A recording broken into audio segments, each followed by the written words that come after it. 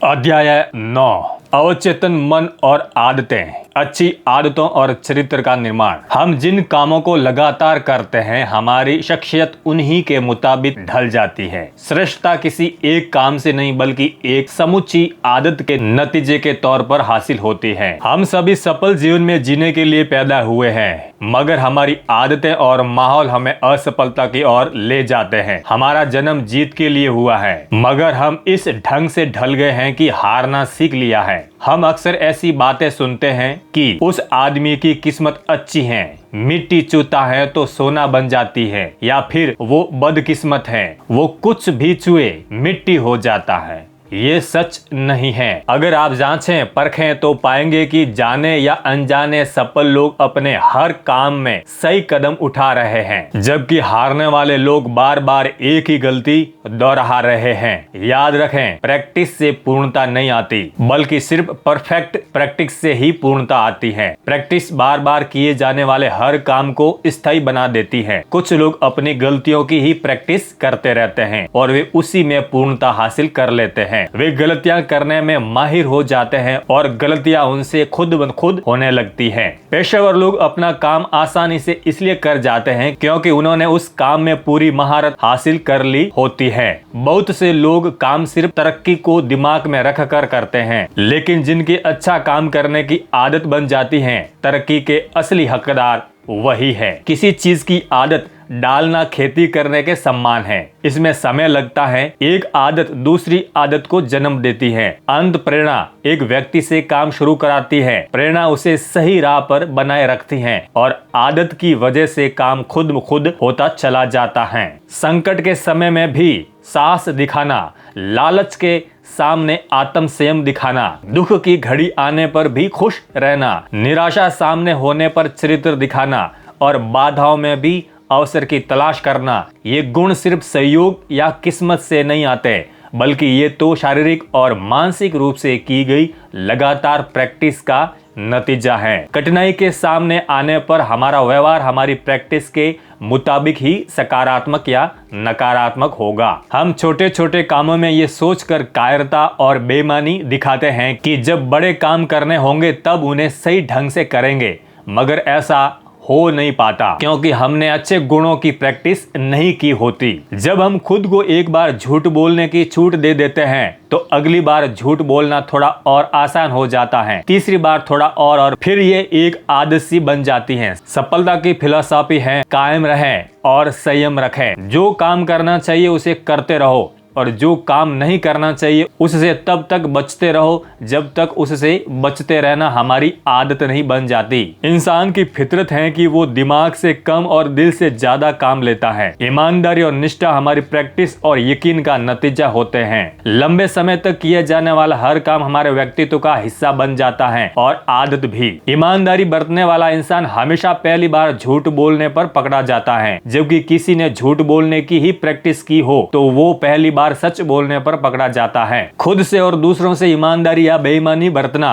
दोनों ही आदतें बन जाती हैं। अब ये फैसला हमें करना है कि हम इनमें से किसकी प्रैक्टिस करेंगे। हमारे सोचने का तरीका भी आदत का एक हिस्सा बन जाता है। हम आदतें बनाते हैं और आदतें हमारा चरित्र बनाती हैं। हम किसी आदत को महसूस करें उससे पहले ही वो हमें अपना चुकी होती हैं। किसी ने कहा है, हमारे विचार काम की तरफ ले जाते हैं, काम से आदतें बनती हैं और आदतों से चरित्र बनता है और चरित्र से हमारा भविष्य बनता है। इसलिए हमें सही ढंग से सोचने की आदत डालनी चाहिए। अच्छी आदतें डालें। हमारा ज्यादातर व्यवहार आदतन होता है, ये बिना सोचे समझे अपने आप होता रहता है। चरित्र हमारी आदतों का मिला जुला रूप होता है।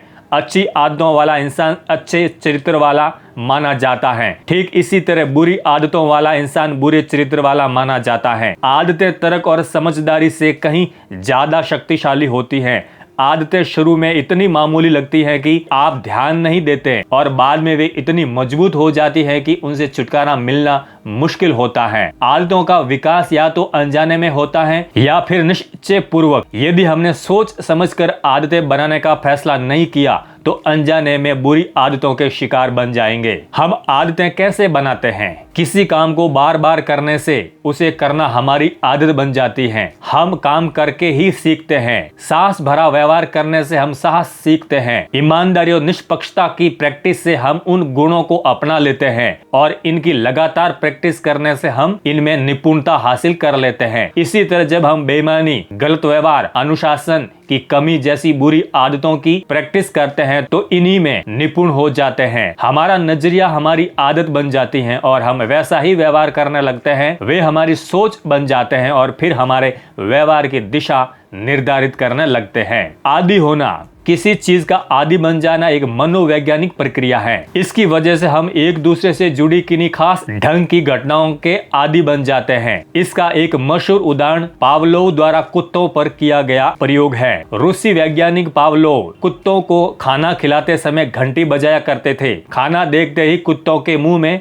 लार भर आती है। पावलोव अपना प्रयोग कुछ समय तक दोहराते रहे। उसके बाद उन्होंने घंटी तो बजाई पर खाना नहीं परोसा, पर कुत्तों के मुंह में लार भर आई, क्योंकि वे घंटी बजाने के साथ खाना खाने के आदी हो चुका था। हमारे अधिकतर व्यवहार चीजों या माहौल का आदी बन जाने वाला नतीजा होते हैं। हमारा माहौल और मीडिया हमें लगातार कुछ चीजों का अभ्यस्त या आदी बनाते रहते हैं। नतीजे के तौर पर हम रोबोट की तरह व्यवहार करने लगते हैं। इसलिए हमें स्वयं को अच्छी चीजों का आदी बनाना चाहिए। यदि हम किसी चीज को सही ढंग से करना चाहते हैं तो ये खुद ब खुद होनी चाहिए। यदि हम कोई सही चीज सचेत ढंग से करना चाहें तो वास्तव में उसे सही तरीके से नहीं कर पाएंगे। इसका मतलब ये है कि हमें उसकी आदत बनानी पड़ेगी। जब मैं मार्शल आर्ट का स्टूडेंट था तो मैंने गौर किया कि ब्लैक बेल्ट होल्डर भी गुस्सा मारने और वार रोकने जैसे साधारण एक्शन की प्रैक्टिस कर रहे थे, ताकि जब उन्हें इन कलाओं की जरूरत पड़े तो वे इनका प्रयोग बहुत स्वाभाविक रूप से कर सके। पेशेवर लोग किसी काम को आसानी से इसलिए कर लेते हैं कि वे अपने काम की बुनियादी चीजों में माहिर हो चुके होते हैं। कई लोग अच्छा काम कामयाबी पाने के इरादे से करते हैं, पर उसे पाने का हक उन्हीं को होता है जो अच्छा काम आदतन करते हैं। अच्छी आदतों को अपनाना मुश्किल है, लेकिन उनके साथ जीना आसान है। बुरी आदतें अपनाना आसान है, मगर उनके साथ जीना मुश्किल है। हम आदतों के आदी कैसे बन जाते हैं? उस विशाल हाथी के बारे में सोचिए जो 1 टन से भी ज्यादा वजन सिर्फ अपनी सूंड से उठा लेता है। जरा सोचिए कि उसी हाथी को एक पतली रस्सी और एक खूंटे से एक ही जगह पर बंधे रहने का आदी कैसे बना दिया जाता है, जबकि वो खूंटे को आसानी से उखाड़कर जहां चाहे वहां जा सकता है। जवाब ये है कि बचपन से हाथी को एक मजबूत जंजीर और एक मजबूत पेड़ से बांधा जाता है। हाथी के बच्चे की तुलना में जंजीर और पेड़ मजबूत होते हैं। बच्चे को बंधे रहने की आदत नहीं होती, इसलिए वो उस जंजीर को खींचने और तोड़ने की लगातार नाकाम कोशिश करता रहता है। एक दिन ऐसा आता है जब बच्चा समझ जाता है कि खींचने और तोड़ने की कोशिश करने से कोई फायदा नहीं। वो रुक जाता है और शांत खड़ा रहने लगता है। अब वो दिमागी रूप से इसका आदी हो चुका होता है। और जब वही बच्चा एक विशाल हाथी बन जाता है तो उसे एक कमजोर रस्सी और खूंटे से बांध दिया जाता है। वो हाथी चाहे तो एक झटके देने से ही आजाद हो सकता है, मगर अब वो कहीं नहीं जाता, क्योंकि वो बचपन से ही दिमागी रूप से इसका आदी हो चुका होता है। हम पर जाने अनजाने इन चीजों का असर पड़ता चला जाता है। नंबर 1, जैसी किताबें हम पढ़ते हैं। नंबर 2, जैसी फिल्में और टीवी प्रोग्राम हम देखते हैं। नंबर 3, जैसा संगीत हम सुनते हैं। नंबर 4, जैसी संगति में हम रह रहे हैं। गाड़ी चलाते समय अगर हम एक ही धुन बहुत दिनों तक सुने और एक दिन टेप रिकॉर्डर खराब हो जाए तो अंदाज लगाइए कि हम कौन सी धुन गुनगुना रहे होंगे। पागलपन की परिभाषा ये है कि एक ही काम को बार बार किया जाना, लेकिन हर बार अलग अलग नतीजों की उम्मीद रखना। अगर आप वही करते हैं जो आप करते रहे हैं तो आपको वही मिलता रहेगा जो आपको मिलता रहा है। आदतों को बदलने में सबसे मुश्किल बात ये होती है कि जो चीज काम नहीं कर रही है उसे कैसे भुलाया जाए और उनके बदले अच्छी आदतों को कैसे अपनाया जाए। गीगो सिद्धांत। कंप्यूटर का गीगो सिद्धांत कहता है, नंबर 1, गलत अंदर डालिए, गलत बाहर आएगा। नंबर 2, सही डालिए, सही बाहर आएगा। नंबर 3, अच्छा डालिए, अच्छा बार आएगा। हम जितना डालते हैं उतना ही निकालते हैं। हमारा अवचेतन मन भेदभाव नहीं करता। हम जो भी कुछ अपने अवचेतन मन में डालेंगे वो उसे स्वीकार कर लेगा और वही बात हमारे व्यवहार में उतरेगी। टेलीविजन ने हमारे नैतिक मूल्यों, सोचने के ढंग और संस्कृति पर काफी हद तक अच्छा या बुरा असर डाला है। जहां उसने हमें बहुत सी अच्छी और फायदेमंद सूचना दी है, वही हमारी रुचियों में घटियापन भी लाया है। इसने हमारी नैतिकता को भ्रष्ट किया है और बच्चों में अपराध की प्रवृत्ति को बढ़ाया है। 18 साल की उम्र तक बच्चे टेलीविजन पर हिंसा के लगभग 2 लाख सीन देख चुके होते हैं। विज्ञापन दाता अपने दर्शकों को प्रभावित करने में माहिर होते हैं। किसी बड़ी घटना के दौरान कंपनियां 30 सेकंड के विज्ञापन के लिए लगभग $10 लाख खर्च करती हैं। यकीनन उन्हें इसका फायदा मिलता है। हम किसी खास ब्रांड के सॉफ्ट ड्रिंक या टूथपेस्ट का विज्ञापन देखकर सुपरमार्केट से उसी को खरीद लाते हैं। दरअसल हम सॉफ्ट ड्रिंक को नहीं बल्कि उस ब्रांड को खरीदते हैं। क्यों? इसलिए कि हमारे दिमाग को उसी ढंग से ढाला गया है और हम वैसा ही व्यवहार करते हैं। जब हम टीवी देखते हैं या रेडियो पर कोई विज्ञापन सुनते हैं तो हमारा चेतन मन उस पर भले ही न गौर कर रहा हो, लेकिन हमारा अवचेतन मन खुला होता है और हम प्राप्त होने वाली हर उस चीज को स्वीकार कर रहे होते हैं। क्या आपने कभी किसी टीवी से बहस की है? जाहिर सी बात है, नहीं। जब हम पिक्चर देखते हैं तो हंसते हैं और रोते भी हैं, क्योंकि हमारे अंदर डाला गया भावनात्मक इनपुट भावनात्मक आउटपुट के रूप में फौरन बाहर आता है। इनपुट को बदलने पर आउटपुट अपने आप बदल जाता है। चेतन और अवचेतन मन। हमारे चेतन मन के पास सोचने की शक्ति है, ये स्वीकार कर सकता है और अस्वीकार भी, मगर अवचेतन मन सिर्फ स्वीकार करता है। ये इनपुट को लेकर कोई भेदभाव नहीं करता। अगर हम अपने मन में डर, शंका, नफरत के भाव भरें तो हमारे आत्म सुझाव इन सभी भावों को सक्रिय बनाकर वास्तविकता में बदल देंगे। हमारा अवचेतन मन एक डाटा बैंक की तरह है। अवचेतन मन एक गाड़ी की तरह है और चेतन मन एक ड्राइवर की तरह। इन दोनों में से अवचेतन मन ज्यादा शक्तिशाली है। शक्ति तो गाड़ी में ही होती है, ये अलग बात है कि उसका कंट्रोल ड्राइवर के पास होता है। अवचेतन मन हमें फायदा पहुंचा सकता है और नुकसान भी। उसमें सोचने समझने की क्षमता नहीं होती है। अगर हम सफल नहीं हैं तो हमारे अवचेतन मन को नए और सही तरीके से दोबारा प्रोग्राम करना पड़ेगा। अवचेतन मन एक बगीचे की तरह है। इसे कोई परवाह नहीं है कि आप कैसे पौधे लगाते हैं, ये निरपेक्ष है। इसकी अपनी कोई इच्छा नहीं। अगर आप अच्छे बीज बोएंगे तो आपका बगीचा सुंदर होगा, नहीं तो वो घास फूस से भर जाएगा। मैं तो एक और कदम आगे बढ़कर कहूंगा कि अगर आप अच्छे बीज बोएंगे तब भी घास फूस उग ही आएंगे, इसलिए उन्हें उखाड़ फेंकने का सिलसिला लगातार जारी रहना चाहिए। इंसान का दिमाग भी ऐसा ही होता है। याद रखिए, सही और गलत विचार हमारे मन में एक साथ नहीं रह सकते। हमें अपने अवचेतन मन को इस तरह ढालने की जरूरत है कि वो हमें सही रास्ते पर ले जा सके। हम आदि कैसे बनते हैं? सोचिए, हमने साइकिल चलाना कैसे सीखा? इसके 4 स्तर हैं। पहले स्तर को अवचेतन अयोग्यता कहते हैं। ये वो स्तर हैं जब हम ये नहीं जानते हैं कि हम उस काम को नहीं जानते।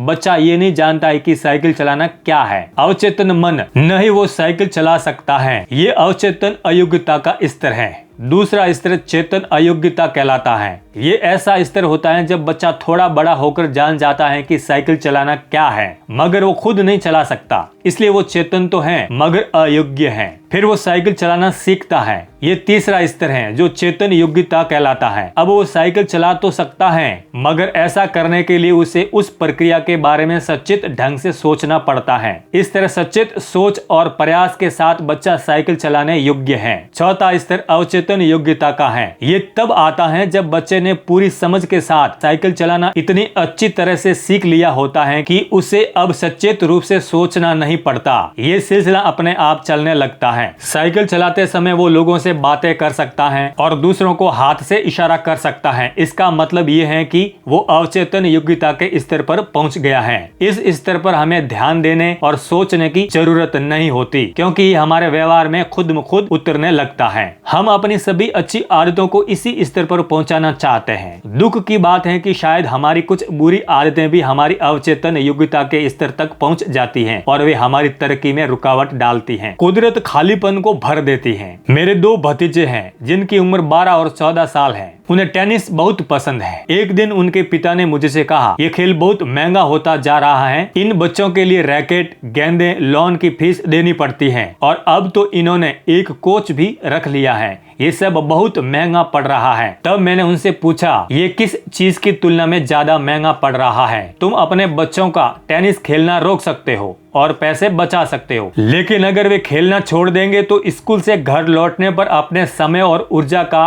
क्या करेंगे? वे कुछ देर चुपचाप सोचते रहे और फिर बोले, मुझे लगता है उन्हें खेलने देना चाहिए, ये सस्ता ही पड़ेगा। उन्होंने बच्चों को अच्छे रास्ते पर लगाए रखने का महत्व समझ लिया, नहीं तो वे बुरी चीजों की तरफ मुड़ते, क्योंकि कुदरत को खालीपन पसंद नहीं है। या तो हमारे पास अच्छा होता है या बुरा, इन दोनों के बीच का कोई रास्ता नहीं होता। चरित्र का निर्माण करना एक आदत सी जाती हैं। अगर हम अपनी शख्सियत को खुशनुमा बनाना चाहते हैं तो हमें अपनी आदतों को गहराई से जांचना होगा। जो बात कभी कभी मौज मस्ती करने की वजह से शुरू होती है वो एक स्थायी कमी बन जाती है। खुद से ये सवाल करें। नंबर 1, क्या आप अपने काम की क्वालिटी को गिरने देते हैं? नंबर 2, क्या आप गप मारना पसंद करते हैं? नंबर 3, क्या ईर्ष्या और अहंकार आपके स्थायी साथी हैं? नंबर 4, क्या दूसरों के मनोभावों को महसूस करने की क्षमता आप में कम है? हमारा निर्माण आदतें करती हैं, ऐसा होना अच्छी बात है, क्योंकि अगर हमें हमेशा कुछ करने से पहले सोचना पड़े तो हम कोई भी काम ठीक से नहीं कर पाएंगे।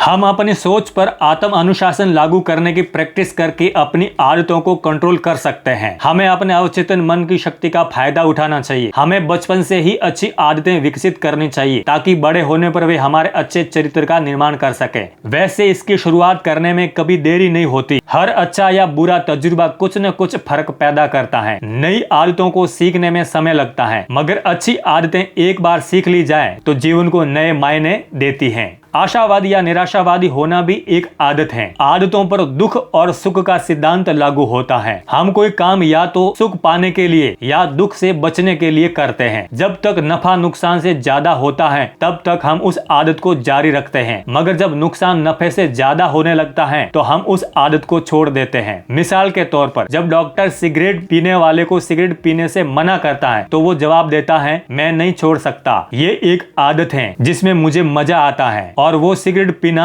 जारी रखता है। यहाँ मजा दर्द से ज्यादा है। और जब एक दिन वो एक खतरनाक बीमारी का शिकार हो जाता है तब डॉक्टर कहता है, अगर आप जिंदा रहना चाहते हैं तो सिगरेट पीना इसी वक्त बंद कर दीजिए, और वो उसी समय सिगरेट पीना छोड़ देता है, क्योंकि अब नुकसान नफे से ज्यादा है। बदलाव का विरोध। जब लोग अपनी बुरी आदतों को पहचान लेते हैं तो उन्हें बदलते क्यों नहीं? उनके न बदलने का कारण ये है कि वे जिम्मेदारी कबूल करने से इनकार करते हैं। अपनी आदतों को बनाए रखने में उन्हें जो मजा आता है वो बदलाव के दर्द से ज्यादा होता है। उनमें शायद नंबर 1, बदलाव की इच्छा की कमी हो। नंबर 2, बदलाव के लिए जरूरी अनुशासन की कमी हो। नंबर 3, अपने आप बदल पाने के विश्वास की कमी हो। नंबर 4, बदलाव की जरूरत के बारे में जानकारी की कमी हो। ये सारी बातें हमें बुरी आदतों से पीछा छुड़ाने से रोकती हैं। हम सबको एक चुनाव करने का हक है। हम बुरे व्यवहार को नजरअंदाज करते हुए ये आशा कर सकते हैं कि इससे हमें खुद में खुद छुटकारा मिल जाएगा। ये शतुरमुर्ग का तरीका हुआ, या इसका मुकाबला करके इस पर पूरी जिंदगी के लिए काबू पा सकते हैं। बेबुनियाद डर और अपनी आरामदायक जिंदगी के दायरे से बाहर निकलकर ही आदतों में सुधार किया जा सकता है। याद रखिए, डर एक सीखी हुई आदत है और इससे छुटकारा पाया जा सकता है। अपनी बुरी आदतों को न बदलने के बड़े आम बहाने नीचे लिखे गए हैं। नंबर 1, हम लोग हमेशा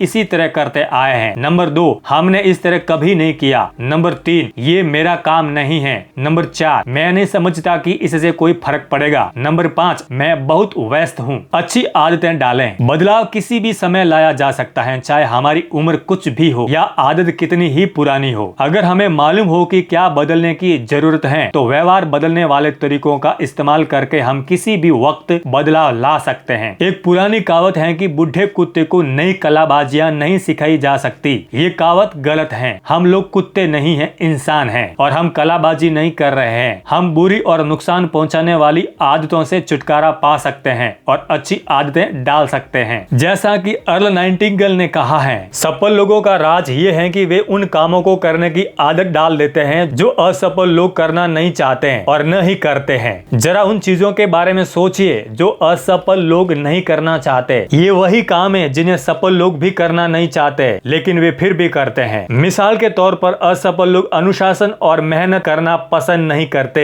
सफल लोग भी अनुशासन और कड़ी मेहनत ना पसंद करते हैं, फिर भी ऐसा करते हैं क्योंकि इन गुणों ने उन कामों को करने की आदत डाल ली है जो असफल लोग नहीं कर पाते। सभी आदतें बहुत छोटे रूप से शुरू होती हैं, लेकिन बाद में इनसे छुटकारा पाना बहुत मुश्किल हो जाता है। सोचने का तरीका एक आदत है और इसे बदला जा सकता है। जरूरत इस बात की है कि पुरानी बुरी आदतों को बदलकर नई अच्छी आदतों को अपनाया जाए। बुरी आदतों को न अपनाना उन पर काबू पाने से आसान है। अच्छी आदतें लालच पर काबू पाने से बनती हैं। खुश मिजाजी और चिड़चिड़ापन भी आदतें हैं। उम्दा या अच्छा होना सचेत मन से तब तक किए गए लगातार प्रयासों का नतीजा होती है जब तक कि अच्छा व्यवहार और नजरिया आदत का रूप नहीं ले लेती। आत्म सुझाव। आत्म सुझाव क्या है? आप जैसा इंसान बनना चाहते हैं उस सोच का वर्तमान काल में कहे जाने को ही आत्म सुझाव कहते हैं। आत्म सुझाव उस इश्तिहार की तरह है जो आप अपने अपने बारे में खुद अपने लिए लिखते हैं। ये आपके चेतन और अवचेतन मन दोनों को प्रभावित करते हैं, जिसका असर आपके नजरिए और व्यवहार पर पड़ता है। आत्म सुझाव आपके अवचेतन मन को मनचाहे सांचे में ढालने का एक तरीका है। आत्म सुझाव सकारात्मक या नकारात्मक हो सकते हैं। बुरे आत्म सुझाव के कुछ उदाहरण।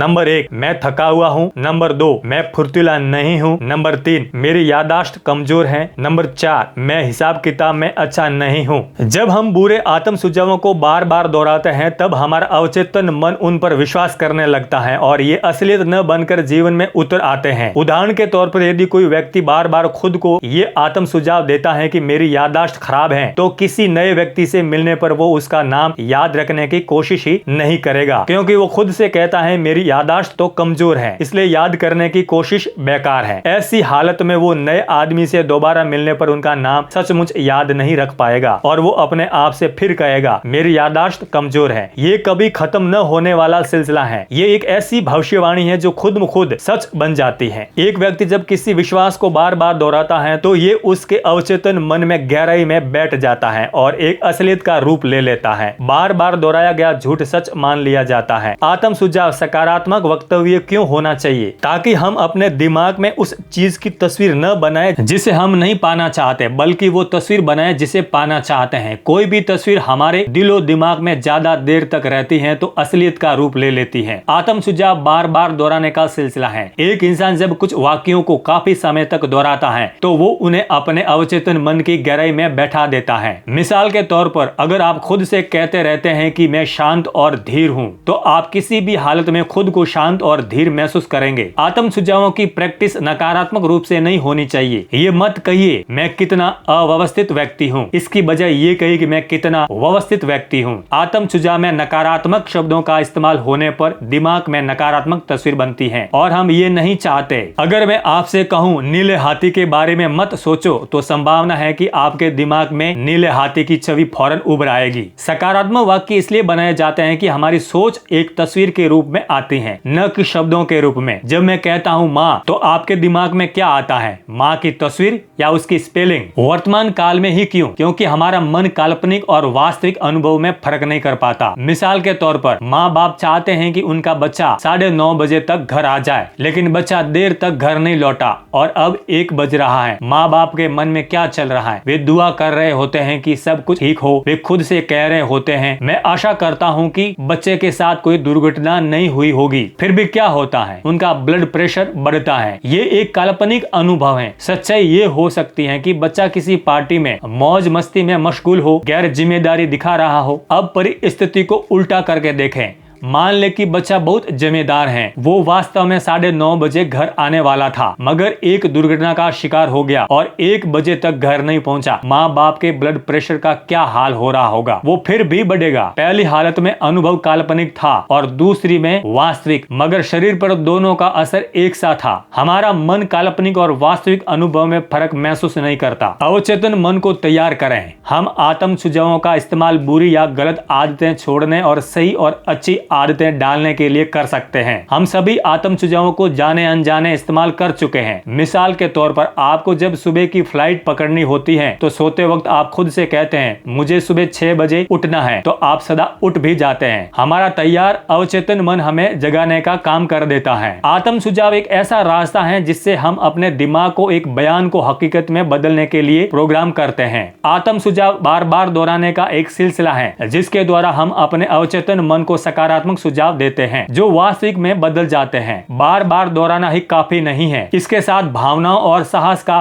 संयोग भी होना चाहिए। बिना कल्पना के आत्म सुझाव का कोई नतीजा नहीं निकलता। हमारे मन को कोई आत्म सुझाव जब पहली बार दिया जाता है तो वो उसे अस्वीकार कर देता है। क्यों? क्योंकि ये विचार अजनबी होता है, इसलिए हमारे सोचने के ढंग के उलट होता है। सफलता इस सिलसिले को पूरे मन से बार बार दोहराने की हमारी काबिलियत पर निर्भर करती है। कल्पना, हम जो पाना, करना या बनना चाहते हैं, मन में उसकी छवि बनाने और देखने का सिलसिला ही कल्पना है। कल्पना और आत्म सुझाव दोनों साथ साथ चलते हैं। कल्पना किए बिना आत्म सुझाव अपनी बात को मशीन की तरह दोहराना भर है और वो बेअसर होगा। नतीजे पाने के लिए आत्म सुझाव से इच्छाएं और भावनाएं भी जुड़ी होनी चाहिए। चेतावनी, पहली बार में आत्म सुझाव मन को स्वीकार नहीं भी हो सकता है क्योंकि ये एक अजनबी विचार होता है। मिसाल के तौर पर अगर पिछले कुछ सालों से मेरा विश्वास रहा है कि मेरी याददाश्त कमजोर है और अब अचानक मैं अपने आप से कहता हूँ मेरी याददाश्त बहुत अच्छी है या तेज है, तो मेरा मन इसे स्वीकार नहीं करेगा और वो कहेगा तुम झूठे हो, तुम्हारी याददाश्त कमजोर है। क्योंकि आज तक मेरे दिमाग में यही बात बैठी हुई थी कि मेरी याददाश्त कमजोर है। मेरे मन को इसी पर विश्वास था। इस विचार को हटाने में 21 दिन लगेंगे। 21 दिन ही क्यों?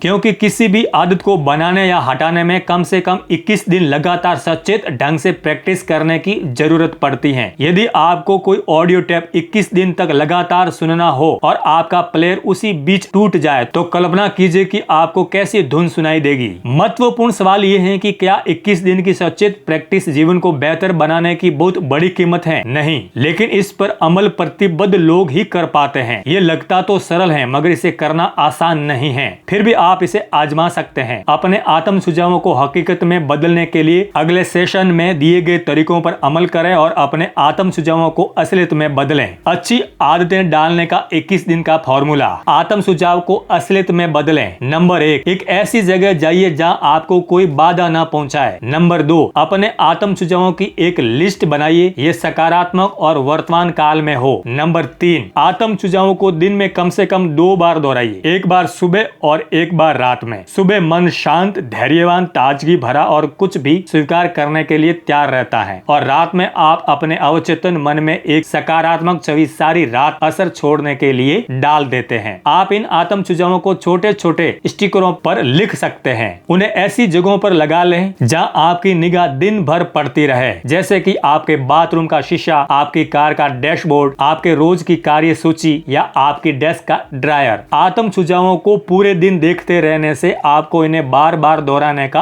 अवसर मिलेगा। नंबर 4, सिर्फ आत्म सुझाव काम नहीं करेगा, इसके साथ ही कल्पना की भी जरूरत होगी। नंबर 5, इसे लगातार 21 दिन तक दोहराइए जब तक कि ये एक आदत न बन जाए। अध्याय 10, लक्ष्य बनाएं। अपने लक्ष्य बनाना और हासिल करना। जीवन के रास्तों पर चलते हुए अपनी आंखें अपने लक्ष्य पर जमाए रहे। आम पर ध्यान दें, गुठली पर नहीं। ज्ञान आपको मंजिल तक पहुंचने में मदद करता है, बेशर्त कि आपको अपनी मंजिल का पता हो। प्राचीन भारत में एक ऋषि अपने शिष्यों को तीरंदाजी की कला सिखा रहे थे। उन्होंने लक्ष्य के रूप में एक लकड़ी की चिड़िया रखी। अपने शिष्यों से उस चिड़िया की आंख पर निशाना लगाने को कहा। उन्होंने पहले शिष्य से पूछा, तुम्हें क्या दिख रहा है? शिष्य ने कहा, मैं पेड़, टहनियां, पत्ते, आकाश, चिड़िया और उसकी आंख देख रहा हूँ। ऋषि ने उस शिष्य को इंतजार करने को कहा। तब उन्होंने दूसरे शिष्य को वही सवाल किया तो दूसरे शिष्य ने जवाब दिया, मुझे सिर्फ चिड़िया की आंख दिखाई दे रही है। तब ऋषि ने कहा, बहुत अच्छा,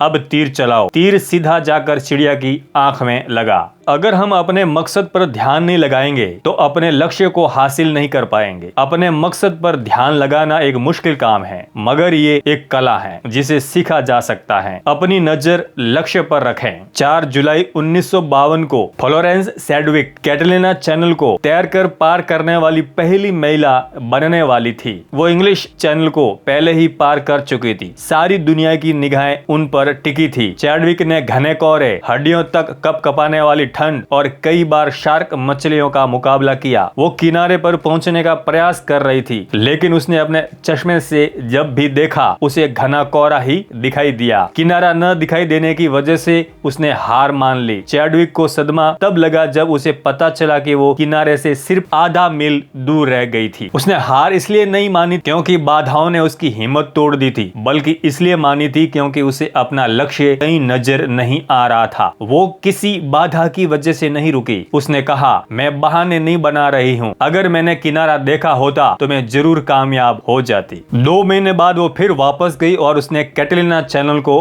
पार कर लिया। इस बार खराब मौसम के बावजूद उसने अपने लक्ष्य पर निगाहें रखी और वो न केवल सफल रही बल्कि उसने पुरुषों के रिकॉर्ड को भी 2 घंटे के समय से तोड़ा। लक्ष्य क्यों जरूरी है? तेज धूप और शक्तिशाली मैग्नीफाइंग ग्लास के बावजूद कागज को आग तब तक नहीं पकड़ सकती जब तक आप ग्लास को हिलाते रहेंगे। अगर आप उसे थोड़ी देर स्थिरता से पकड़कर प्रकाश को फोकस करेंगे तो कागज आग पकड़ लेगा। ध्यान लगाने में ऐसी ताकत होती है। एक बार एक यात्री एक चौराहे पर रुका। उसने एक बुजुर्ग से पूछा, ये सड़क मुझे कहाँ ले जाएगी? बुजुर्ग ने पलटकर पूछा, तुम कहाँ जाना चाहते हो? उस यात्री ने कहा, मैं नहीं जानता। बुजुर्ग ने कहा, तब कोई भी सड़क पकड़ लो, क्या फर्क पड़ेगा? कितनी सही बात है। जैसा कि एलिस इन वंडरलैंड में चेशायर कैट एलिस से कहती है, जब तुम जानती ही नहीं कि तुम्हें कहां जाना है तो कोई भी सड़क तुम्हें वहां ले जाएगी। मान लीजिए कि आपकी फुटबॉल की टीम खेलने के लिए पूरे उत्साह के साथ तैयार है, तभी अचानक कोई गोल पोस्ट और गोल लाइन को हटा देता है, तब खेल का क्या होगा? अब वहां कुछ भी नहीं बचा। आप स्कोर कैसे रखेंगे? आप कैसे जानेंगे कि आप लक्ष्य तक पहुंच गए हैं? बिना दिशा के उत्साह उस जंगल की आग की तरह है जिससे मायूसी ही मिलती है। लक्ष्य दिशा का एहसास कराते हैं। क्या आप किसी ऐसी ट्रेन या बस में बैठेंगे जिसके बारे में ये न जानते हो कि वो कहां जा रही है? हरगिज नहीं। लोग ऐसी बस या ट्रेन में तो नहीं बैठेंगे, फिर वे जिंदगी के सफर में बिना लक्ष्य के चलने को क्यों तैयार हो जाते हैं? सपने महान मस्तिष्क उद्देश्यों से भरे होते हैं और अन्य लोगों के पास केवल इच्छाएं होती हैं। लोग अक्सर इच्छा या सपनों को लक्ष्य समझने की भूल करते हैं। सपने और इच्छाएं सिर्फ चाहत हैं। चाहते कमजोर होती हैं। चाहतों में मजबूती तब आती है जब वे इन बातों की बुनियाद पर टिकी होती हैं। नंबर 1 दिशा, नंबर 2 समर्पण, नंबर 3 दृढ़ निश्चय, नंबर 4 अनुशासन, नंबर 5 समय सीमा। यही वे बातें हैं जो इच्छा और लक्ष्य में अंतर करती हैं। लक्ष्य वे सपने हैं जिनके साथ समय सीमा और कार्य योजना जुड़ी होती है। लक्ष्य मूल्यवान या मूल्यहीन हो सकते हैं। सपनों को असलियत का रूप चाहत नहीं बल्कि लगन देती है। सपनों को असलियत में बदलने वाले कदम। नंबर 1 निश्चित और साफ लक्ष्य लिखें। नंबर 2 इसे हासिल करने का प्लान बनाइए। नंबर 3 पहली 2 बातों को रोज 2 बार पढ़ें। ज्यादातर लोग अपने लक्ष्य को क्यों नहीं बनाते? कुछ करने की कोशिश करके असफल हो जाने वाले लोग उन लोगों से लाख गुना बेहतर हैं जो कुछ किए बिना सफल हो जाते हैं। Lloyd Jones. लोगों द्वारा लक्ष्य तय न किए जाने की कई वजहें होती हैं, जैसे कि नंबर 1 निराशावादी नजरिया, संभावनाओं की बजाय हमेशा रास्तों की बाधाओं को देखना। नंबर 2 असफलता का डर, ये सोचें कि अगर मैं नहीं कर सका तो क्या होगा। लोगों के अवचेतन मन में यह विचार रहता है कि अगर वे लक्ष्य तय नहीं करेंगे तो असफलता भी नहीं मिलेगी, लेकिन ये लोग इस बात को नहीं समझते कि लक्ष्य का न होना असफलता की निशानी है। नंबर 3 सफलता का आतंक, खुद को कम करके आंकना या सफल जिंदगी को लेकर पाली गई आशंकाओं के कारण भी कुछ लोगों के मन में सफलता का आतंक पैदा हो जाता है। नंबर 4 अभिलाषा की कमी, ये हमारे जीवन मूल्यों और साथ ही साथ एक भरपूर जिंदगी जीने की इच्छा के अभाव का नतीजा होती है। हमारी बंद जिंदगी हमें आगे बढ़ने से रोकती है। एक मछुआरा था जो जब भी कोई बड़ी मछली पकड़ता तो उसे वापस नदी में फेंक देता था और सिर्फ छोटी मछलियों को अपने पास रहने देता था। उसकी इस अजीब हरकत को देखने वाले एक आदमी ने उससे पूछा कि वो ऐसा क्यों कर रहा है। इस पर उस मछुआरे ने जवाब दिया, मेरी कढ़ाई बहुत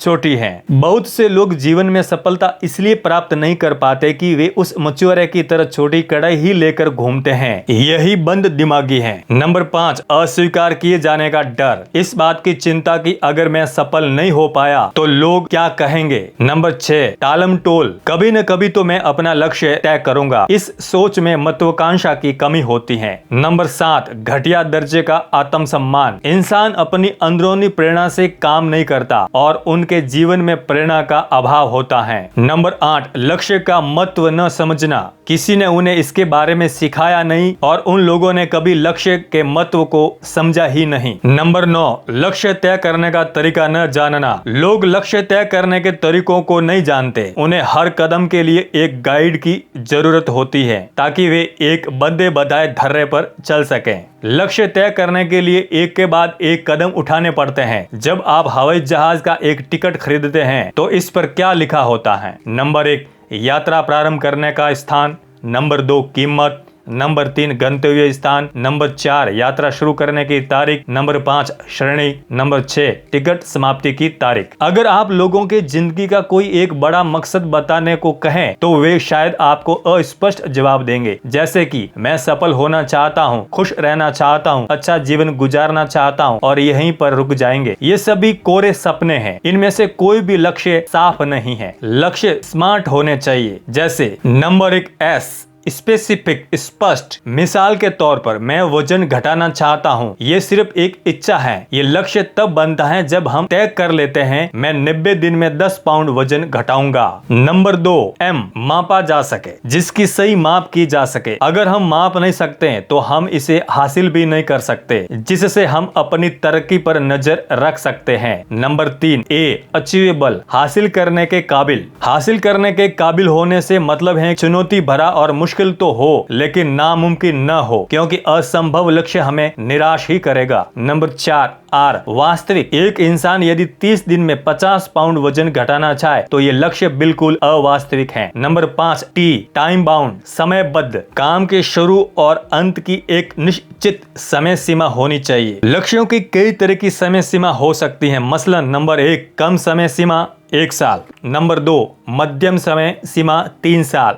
नंबर 3, लंबी समय सीमा 5 साल। लक्ष्य 5 साल से भी ज्यादा समय के हो सकते हैं, लेकिन तब वे जीवन का उद्देश्य बन जाते हैं। जीवन का उद्देश्य होना बहुत जरूरी होता है, क्योंकि इसके बिना हमारा देखने का नजरिया तंग हो जाता है और फिर हम जीवन में लक्ष्यों को हासिल करने तक ही सीमित रह जाते और उद्देश्यों को भूल जाते हैं। लक्ष्यों को छोटे छोटे हिस्सों में बांट दिए जाए तो उन्हें हासिल करना आसान हो जाता है। जिंदगी में लंबे कदम बढ़ाना भले मुश्किल हो, पर इंच इंच बढ़ना आसान है। लक्ष्य संतुलित होने चाहिए। हमारी जिंदगी एक पहिए की तरह है जिसमें 6 तीलियां लगी होती हैं। नंबर 1, पारिवारिक, फैमिली। हमारे प्रियजन ही हमारे जीने और जीविका कमाने का मकसद है। नंबर 2, आर्थिक, फाइनेंशियल। हमारा कैरियर और वे चीजें जिन्हें पैसों से खरीदा जा सकता है। नंबर 3, शारीरिक, फिजिकल। हमारी सेहत जिसके बगैर किसी चीज का कोई मायने नहीं है। नंबर 4, मानसिक, मेंटल। हमारा ज्ञान और हमारी बुद्धि। नंबर 5, सामाजिक, सोशल। हर व्यक्ति और संगठन की कुछ सामाजिक जिम्मेदारियां हैं जिनको पूरा न किए जाने पर समाज टूटने लगता है। नंबर 6, आध्यात्मिक। हमारे जीवन मूल्य, नैतिकता और चरित्र को दर्शाते हैं। इनमें से कोई भी तिली अपनी जगह से खिसक जाए तो हमारे जीवन का संतुलन डगमगा जाता है। थोड़ा समय निकालकर सोचिए, अगर इन 6 में से कोई एक तिली न रहे तो जीवन कैसा होगा। संतुलन। सन 1923 में दुनिया के सबसे अमीर व्यक्तियों में से 8 लोग मिले। अंदाजा लगाया गया कि उनकी संपत्ति का जोड़ अमेरिकी सरकार की उस समय की कुल संपत्ति से भी ज्यादा थी। इन लोगों से ज्यादा कौन जानता था कि जीविका कैसी कमाई जाती है और दौलत कैसे जोड़ी जाती है। अब आइए देखें 25 साल बाद इनके साथ क्या हुआ। नंबर 1, सबसे बड़ी स्टील कंपनी के मालिक चार्ल्स शॉप उधार की पूंजी पर 5 साल तक जिए और फिर वे दिवालिया होकर मर गए। नंबर 2, सबसे बड़ी गैस कंपनी के प्रेसिडेंट हावर्ड हब्सन पागल हो गए। नंबर 3, एक बहुत बड़े व्यापारी ऑर्थन क्यूटन दिवालिया होकर मर गए। नंबर 4, न्यूयॉर्क स्टॉक एक्सचेंज के प्रेसिडेंट रिचर्ड हवर्टिनी को जेल जाना पड़ा। नंबर 5, राष्ट्रपति के कैबिनेट सदस्य अल्बर्ट फॉल को जेल से इसलिए छोड़ दिया गया ताकि वे अपने जीवन के अंतिम दिन घर पर बिता सकें। नंबर 6, वॉल स्ट्रीट के सबसे बड़े सट्टेबाज जेसी लिवरमोर ने आत्महत्या कर ली। नंबर 7, दुनिया के सबसे बड़ी एकाधिकारी कंपनी के प्रेसिडेंट इवार क्रूजर ने आत्महत्या कर ली। Number 8, bank of international settlement के प्रेसिडेंट लियोन फ्रेजर ने भी आत्महत्या कर ली। ये लोग पैसा कमाने में तो माहिर थे, लेकिन ये भूल गए थे कि जिंदगी को कैसे बनाया जाए। ऐसे ही कहानियां लोगों के मन में भ्रम डालती हैं कि पैसा ही सब बुराइयों की जड़ है। ये सच नहीं है। इनकी समस्याओं की वजह पैसा नहीं था। पैसा भूखे को खाना, गरीब को दवाई, जरूरतमंद को कपड़ा देता है, लेकिन पैसा सिर्फ लेन देन का जरिया है। दरअसल उन्होंने पैसा कमाने के लिए जिंदगी की बाकी 5 तीलियों की जरूरत को नजरअंदाज किया और यही उनके पतन का कारण बना। हमें 2 तरह की शिक्षा चाहिए, एक वो जो हमें रोजी रोटी कमाना सिखाए, दूसरी वो जो हमें जीने का ढंग सिखाए। कुछ ऐसे लोग हैं जो अपने काम में इतने व्यस्त होते हैं कि वे अपने परिवार, सेहत और सामाजिक जिम्मेदारियों को नजरअंदाज कर देते हैं। मजे की बात यह है कि उनसे पूछने पर कि वे ऐसा क्यों करते हैं, उनका जवाब होता है कि वे ये सब अपने परिवार के लिए ही तो कर रहे हैं। जब हम घर से निकलते हैं तो हमारे बच्चे सो रहे होते हैं, जब हम घर लौटते हैं तब भी वे सो रहे होते हैं। 20 साल बाद हम पाते हैं कि वे सभी हमें छोड़कर चले गए। अब हमारा परिवार ही नहीं रहा। बड़े दुख की बात है। संख्या नहीं गुण, क्वालिटी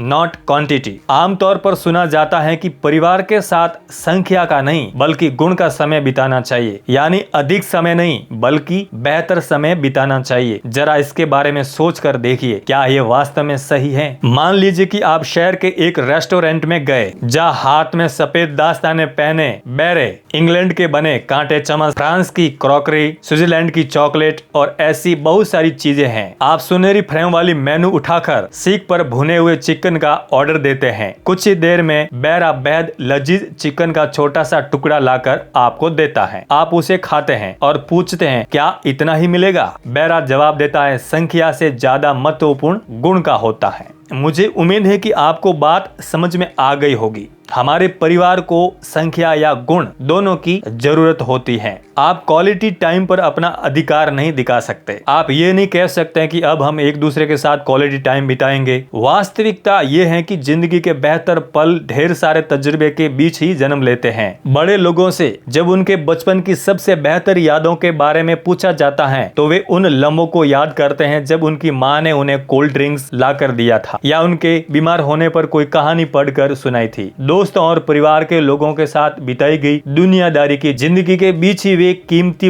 पल भी आते हैं जब अपने आपस में हंसी मजाक किया जाता है, एक दूसरे के एहसासों में भागीदारी की होती है। किसी ने मुस्कुराकर ठीक उस वक्त आपका उत्साह बढ़ाया होता है जब आपको उसकी बेहद जरूरत होती है, या किसी दोस्त ने आड़े वक्त में मदद की होती है। सेहत, पैसा कमाने के चक्कर में हम अपनी सेहत खो बैठते हैं और खोई हुई सेहत को पाने के चक्कर में अपना पैसा, इस तरह पैसा भी चला जाता है और सेहत भी। सामाजिक दायित्व, सोशल रेस्पॉन्सिबिलिटी, पैसा कमाने के चक्कर में हम अपने सामाजिक दायित्वों को नजरअंदाज करते हैं और समाज में गिरावट आने देते हैं। हम ये नहीं सोचते कि किसी दिन खुद भी इस हालत के शिकार बन जाएंगे। अपने लक्ष्यों को जांचें परखें। जो इंसान किसी चीज पर निशाना ही नहीं लगाता वो चुकेगा क्या? छोटे लक्ष्य बनाना ही सबसे बड़ी गलती है। जीतने वाले लक्ष्य को देखते हैं और हारने वाले रुकावटों को। हमारे लक्ष्य इतने बड़े होने चाहिए कि हमें प्रेरणा दे सके, मगर असलियत से इतनी दूर भी न हो कि हम निराश हो जाएं।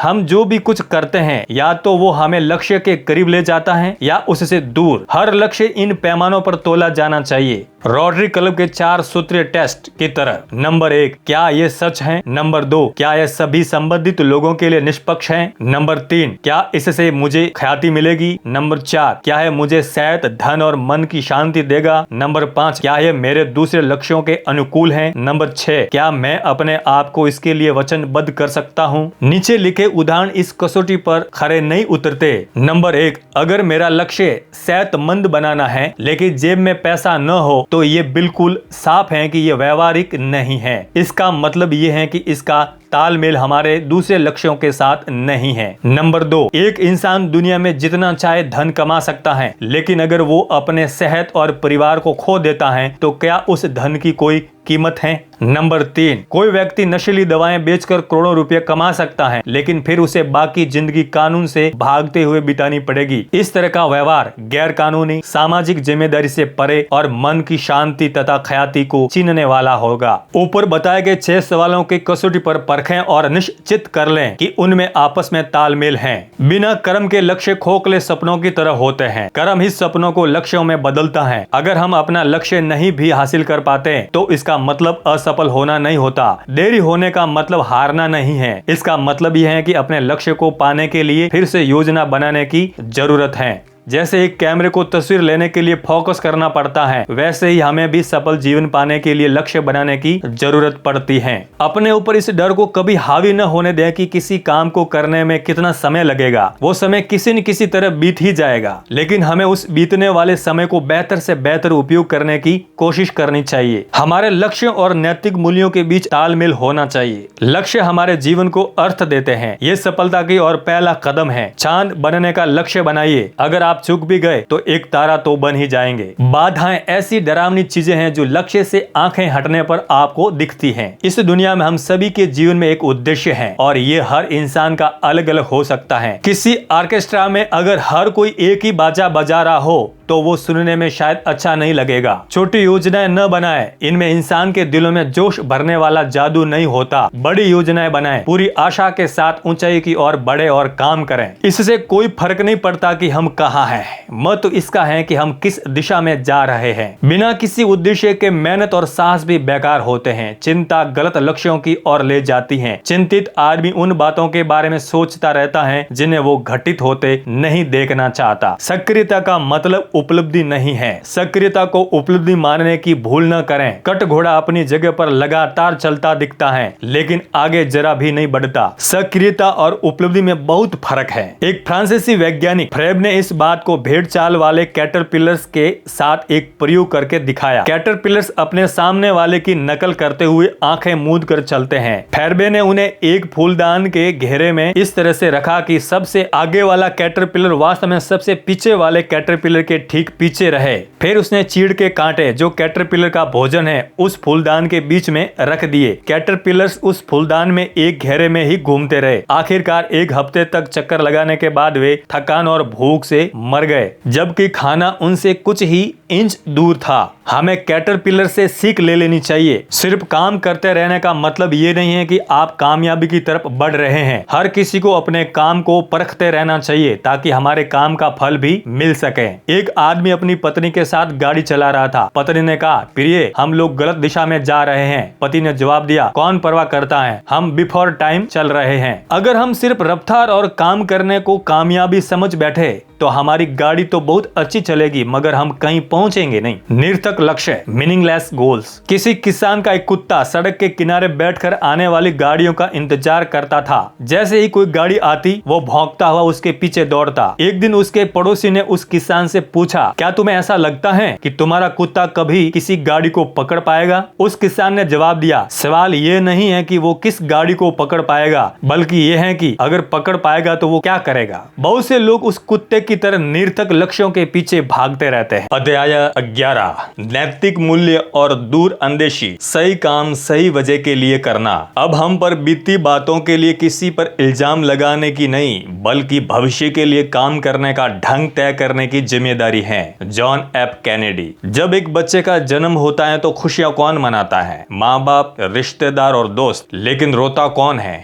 वो बच्चा। लेकिन जब हम इस दुनिया से जाते हैं तब इसका उल्टा होना चाहिए। हमें खुशी और संतुष्टि होनी चाहिए कि हमने दुनिया को जैसा पाया था उससे बेहतर छोड़कर जा रहे हैं। दुनिया को रोने दें कि उसने एक ऐसी अच्छी आत्मा को खो दिया है जिसके जाने से दुनिया थोड़ी गरीब हो गई है। हिंदू फिलोसॉफी का मानना है कि जब अच्छे इंसान इस दुनिया से जाते हैं तो वे मरते नहीं, उनका नाम उनके अच्छे कामों की वजह से सदा अमर रहता है। आपने ऐसे किसी आदमी की प्रशंसा आखिरी बार कब सुनी थी? जब लोग उनकी प्रशंसा करते हैं तो आमतौर पर उस व्यक्ति द्वारा जीवन में किए गए छोटे से छोटे दयालुता भरे कामों की चर्चा कर रहे होते हैं। दयालुता भरे छोटे छोटे काम अनदेखे नहीं रहते हैं। वास्तव में किसी व्यक्ति के गुजरने के बाद इन कामों का महत्व और गहराई से महसूस किया जाता है। तभी लोग महसूस करते हैं कि गुजरने वाले के छोटे छोटे काम याद करने वालों और दूसरों के लिए कितने महत्वपूर्ण थे। आज तक कोई इंसान इसलिए सम्मानित नहीं हुआ कि उसने दुनिया से क्या लिया, लेकिन इसलिए जरूर हुआ कि उसने क्या दिया। हम अपने जीवन मूल्यों को किस तरह परखते हैं? हम अपने नैतिक मूल्यों को कैसे परखते हैं? महात्मा गांधी के अनुसार 7 महापाप ये हैं। नंबर 1, बिना मेहनत किए दौलत कमाना। नंबर 2, सद्विवेक रहित आनंद। नंबर 3, चरित्रहीन ज्ञान। नंबर 4, नैतिकता रहित व्यापार। नंबर 5, मानवता रहित विज्ञान। नंबर 6, त्याग रहित धर्म। नंबर 7, सिद्धांत रहित राजनीति। इनमें से हर विकृति मूल्यहीनता दर्शाती है। हम अपने जीवन मूल्यों को किस तरह परखते हैं? मेरे ख्याल से इसकी 2 ही कसौटियां हैं। सबसे ऊंची कसौटी मम्मा टेस्ट कहलाती है। हम कुछ भी कर रहे हो, घर या बाहर, अकेले में या किसी के साथ, अगर मूल्यों का सवाल हो तो खुद से पूछें, अगर मेरी माँ देख रही होती कि मैं क्या कर रहा हूँ तो क्या वो गर्व करती या कहती शाबाश मेरे बच्चे, या वो शर्म से सिर झुका लेती? आपके जीवन का मूल्य तुरंत स्पष्ट हो जाएंगे। अगर हम मम्मा टेस्ट पास कर लें और दूसरे सभी टेस्टों में फेल हो जाएं, तो भी हम पास हैं। और अगर हम मम्मा टेस्ट में फेल हो गए और बाकी सभी टेस्टों में पास हो गए तो हम फेल हैं। अगर मम्मा टेस्ट से जवाब नहीं मिलता तो हमारे पास एक और टेस्ट है जिसे कहते हैं बाबा टेस्ट। हम कुछ भी कर रहे हो, घर या बाहर, अकेले में या किसी के साथ, अगर मूल्यों का सवाल हो तो खुद से पूछें, अगर मेरे बच्चे मुझे ये काम करता हुआ देखें तो क्या मैं चाहूंगा कि वो इसे देखें या मैं शर्मिंदा होऊंगा? एक बार फिर शंका के बादल जल्दी ही छट जाएंगे और आपको अपना जवाब मिल जाएगा। अगर ये दोनों टेस्ट किसी इंसान के जीवन मूल्यों को नहीं परख पाते हैं, तब वो इंसान नहीं है। हमारे जीवन मूल्य कैसे बदलते हैं? लगातार संपर्क में आने से जो असहनीय है वो भी स्वीकार करने लायक हो जाता है और फिर हम उसमें उलझ जाते हैं। जब हम इन असही चीजों को स्वीकार करने लगते हैं तो इन्हें उचित बताने लगते हैं। समय बदल रहा है। हम युवा पीढ़ी में नैतिक मूल्यों में गिरावट की बात करते हैं। अफसोस जाहिर करते हुए हम कहते हैं कि उनका आखिरकार क्या होगा, लेकिन उस पर उंगली उठाने से पहले आइए देखें कि दोष किसका है। हमें ये याद रखना चाहिए कि नैतिक मूल्य, अच्छी आदतें और सद्गुण पैदाइशी नहीं होते हैं, वे सीखे जाते हैं। अगर हम आने वाली पीढ़ियों पर सकारात्मक असर डालना चाहते हैं तो हमें अपनी प्राथमिकताएं सही ढंग से निर्धारित करनी चाहिए। हम जीविका के लिए क्या करते हैं और हम जीविका के साथ क्या करते हैं में अंतर है।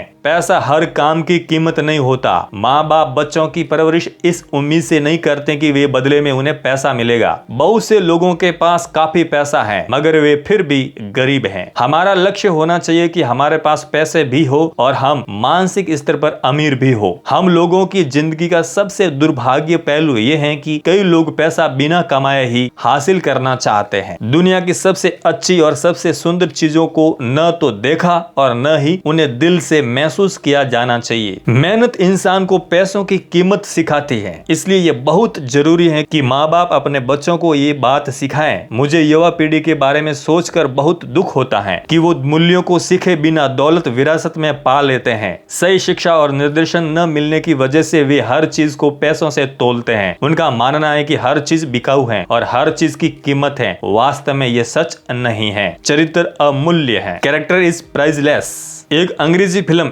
इनडिसेंट प्रपोजल में ये बात साफ रूप से दिखाई गई है। उसमें दिखाया गया है कि एक बार व्यभिचार की कीमत $10 लाख भी हो सकती है। लोग रातों रात सफल होना चाहते हैं, चाहे उन्हें अपनी आत्मा को ही क्यों न बेचना पड़े, लेकिन फिर भी बात नहीं बनती। ऐसा इसलिए है कि सच्चे जीवन मूल्य अमूल्य होते हैं। जैसे ही मूल्यों की कोई कीमत लग जाती तो वे अपनी कीमत खो बैठते हैं। कोई भी फायदा उस नुकसान की भरपाई नहीं कर सकता। पैसों का होना और उससे खरीदी गई चीजों का होना ठीक है, मगर पैसे कमाने के दौरान हम उन चीजों को नहीं खोना चाहते जो अनमोल हैं, जिसे पैसा नहीं खरीद सकता। What money cannot buy। पैसा हमेशा अकल की बात नहीं बोलता है। हम अक्सर लोगों को ये कहते हुए सुनते हैं कि हर आदमी की एक कीमत होती है। जो लोग ऐसी बातें करते हैं वे वास्तव में खुद बिकाऊ होते हैं। अच्छे चरित्र, निष्ठा और सही जीवन मूल्य वाले लोग बिकाऊ नहीं होते। पैसा खरीद सकता है। नंबर 1 हंसी मगर खुशी नहीं। नंबर 2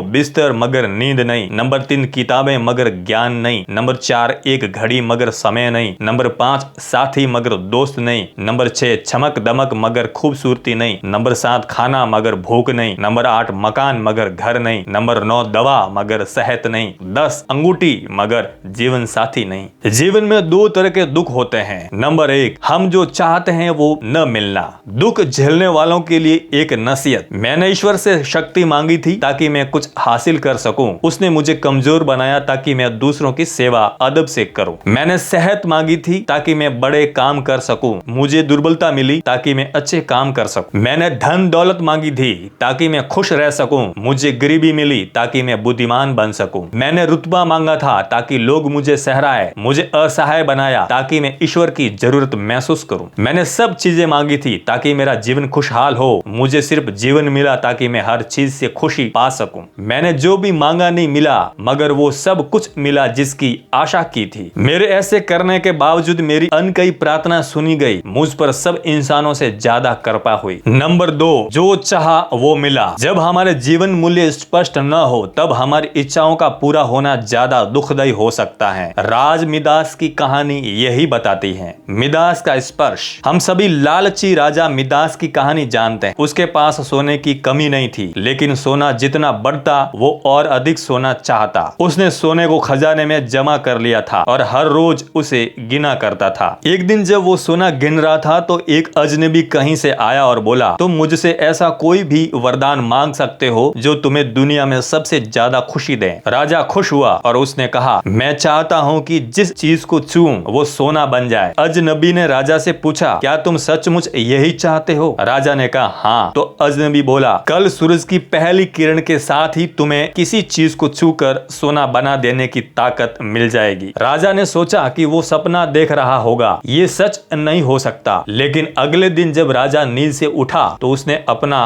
पलंग छुआ और वो सोना बन गया। वो वरदान सच था। राजा ने जिस चीज को भी छुआ वो सोना बन गई। उसने खिड़की के बाहर देखा और अपनी नन्ही बच्ची को खेलते पाया। उसने अपनी बिटिया को ये अजूबा दिखाना चाहा और सोचा कि वो खुश होगी, लेकिन बगीचे में जाने से पहले उसने एक किताब पढ़ने की सोची। उसने जैसे ही उसे छुआ वो सोने की बन गई। वो किताब को पढ़ न सका। फिर वो नाश्ता करने बैठा। जैसे ही उसने फलों और पानी के गिलास को छुआ वे भी सोने के बन गए। उसकी भूख बढ़ने लगी और वो खुद से बोला, मैं सोने को खा और पी नहीं सकता। ठीक उसी समय उसकी बेटी दौड़ती हुई वहां आई और उसने उसे बाहों में भर लिया। वो सोने की मूर्ति बन गई। अब राजा के चेहरे से खुशी गायब हो गई। राजा सिर पकड़कर रोने लगा। वो वरदान देने वाला अजनबी फिर आया और उसने राजा से पूछा कि क्या वो हर चीज को सोना बना देने की अपनी ताकत से खुश है? राजा ने बताया कि वो दुनिया में सबसे दुखी इंसान है। राजा ने उसे सारी बात बताई। अजनबी ने पूछा, अब तुम क्या पसंद करोगे, अपना भोजन और प्यारी बिटिया या सोने के ढेर और बिटिया की सोने की मूर्ति? राजा ने गिड़गिड़ाकर माफी मांगी और कहा, मैं अपना सारा सोना छोड़ दूंगा। मेहरबानी करके मेरी बेटी मुझे लौटा दो, क्योंकि उसके बिना मेरी हर चीज मूल्यहीन हो गई है। अजनबी ने राजा से कहा, तुम पहले से बुद्धिमान हो गए हो, और उसने अपने वरदान को वापस ले लिया। राजा को अपनी बेटी फिर से मिल गई और उसे एक ऐसी सीख मिली जिसे वो जिंदगी भर नहीं भूल सका। इस कहानी से क्या शिक्षा मिलती है? नंबर 1, घटिया या विकृत जीवन मूल्यों से दुख ही मिलता है। नंबर 2, कई बार इच्छा का पूरा होना न पूरा होने से बड़ा दुख बन जाता है। नंबर 3, फुटबॉल के खेल में तो खिलाड़ी बदले जा सकते हैं, पर जिंदगी के खेल में न तो खिलाड़ी बदले जा सकते हैं और न ही खेल दोबारा खेला जा सकता है। शायद हमें अपने दुखों से मुक्ति पाने का मौका दोबारा न मिल सके। आप कैसे याद किया जाना पसंद करेंगे? How would you like to be remembered? करीब 100 साल पहले एक आदमी ने सुबह के अखबार में जब अपना नाम उठावनी वाले कॉलम में देखा तो वो हैरान रह गया। अखबार वालों ने गलतफहमी की वजह से उसका नाम छाप दिया था। उसे पढ़कर वो पहले तो हक्का बक्का रह गया, क्या मैं जिंदा हूँ या नहीं? थोड़ा संभलने पर उसने मन में विचार आया कि देखूं लोगों ने मेरे बारे में क्या कहा है। उसके बारे में लिखा गया था, डायनामाइट का बादशाह मर गया और वो मौत का सौदागर था। इस व्यक्ति ने डायनामाइट की खोज की थी। अखबार में अपने लिए इस्तेमाल किए गए मौत का सौदागर विशेषण को पढ़कर उसने खुद से सवाल किया, क्या मुझे इसी तरह याद किया जाएगा? उसने फैसला किया कि वो हरगिज नहीं चाहेगा कि लोग उसे इस तरह याद करें। उस दिन से उसने शांति के लिए काम करना शुरू कर दिया। उसका नाम था अल्फ्रेड नोबल और आज उसे नोबेल पुरस्कार के लिए याद किया जाता है। जिस प्रकार अल्फ्रेड नोबल ने अपने जीवन मूल्यों को दोबारा व्याख्यान न्याय किया, वैसे हमें भी अपनी बीती जिंदगी को देख समझकर अपने जीवन मूल्यों की नई व्याख्या करनी चाहिए। दुनिया के लिए आपकी विरासत क्या होगी? आप किस तरह याद किया जाना चाहेंगे? क्या आपके बारे में लोग अच्छी बातें कहेंगे? क्या आपको प्यार और इज्जत के साथ याद किया जाएगा? क्या कोई आपके न होने की कमी महसूस करेगा? छोटी छोटी बातें बड़ा फर्क डालती हैं। एक आदमी सुबह को समुद्र के किनारे टहल रहा था। उसने देखा कि लहरों के साथ सैकड़ों स्टार मछलियां तट पर आ जाती हैं। जब लहरें पीछे जाती हैं तो मछलियां किनारे पर ही रह जाती हैं और धूप से मर जाती हैं। लहरें उसी समय लौटी थी और स्टार मछलियां अभी जीवित थी। वो आदमी कुछ कदम आगे बढ़ा, उसने एक मछली उठाई और पानी में फेंक दी। वो ऐसा बार बार करता रहा। उस आदमी के पीछे पीछे एक और आदमी था जो ये नहीं समझ पा रहा था कि वो क्या कर रहा है। वो उसके पास आया और पूछा, तुम क्या कर रहे हो? यहाँ तो सैकड़ों स्टार मछलियां हैं, तुम कितनों को बचा सकोगे? तुम्हारे ऐसा करने से क्या फर्क पड़ेगा? उस आदमी ने कोई जवाब नहीं दिया। 2 कदम आगे बढ़कर उसने एक और मछली को उठाकर पानी में फेंक दिया और बोला, इससे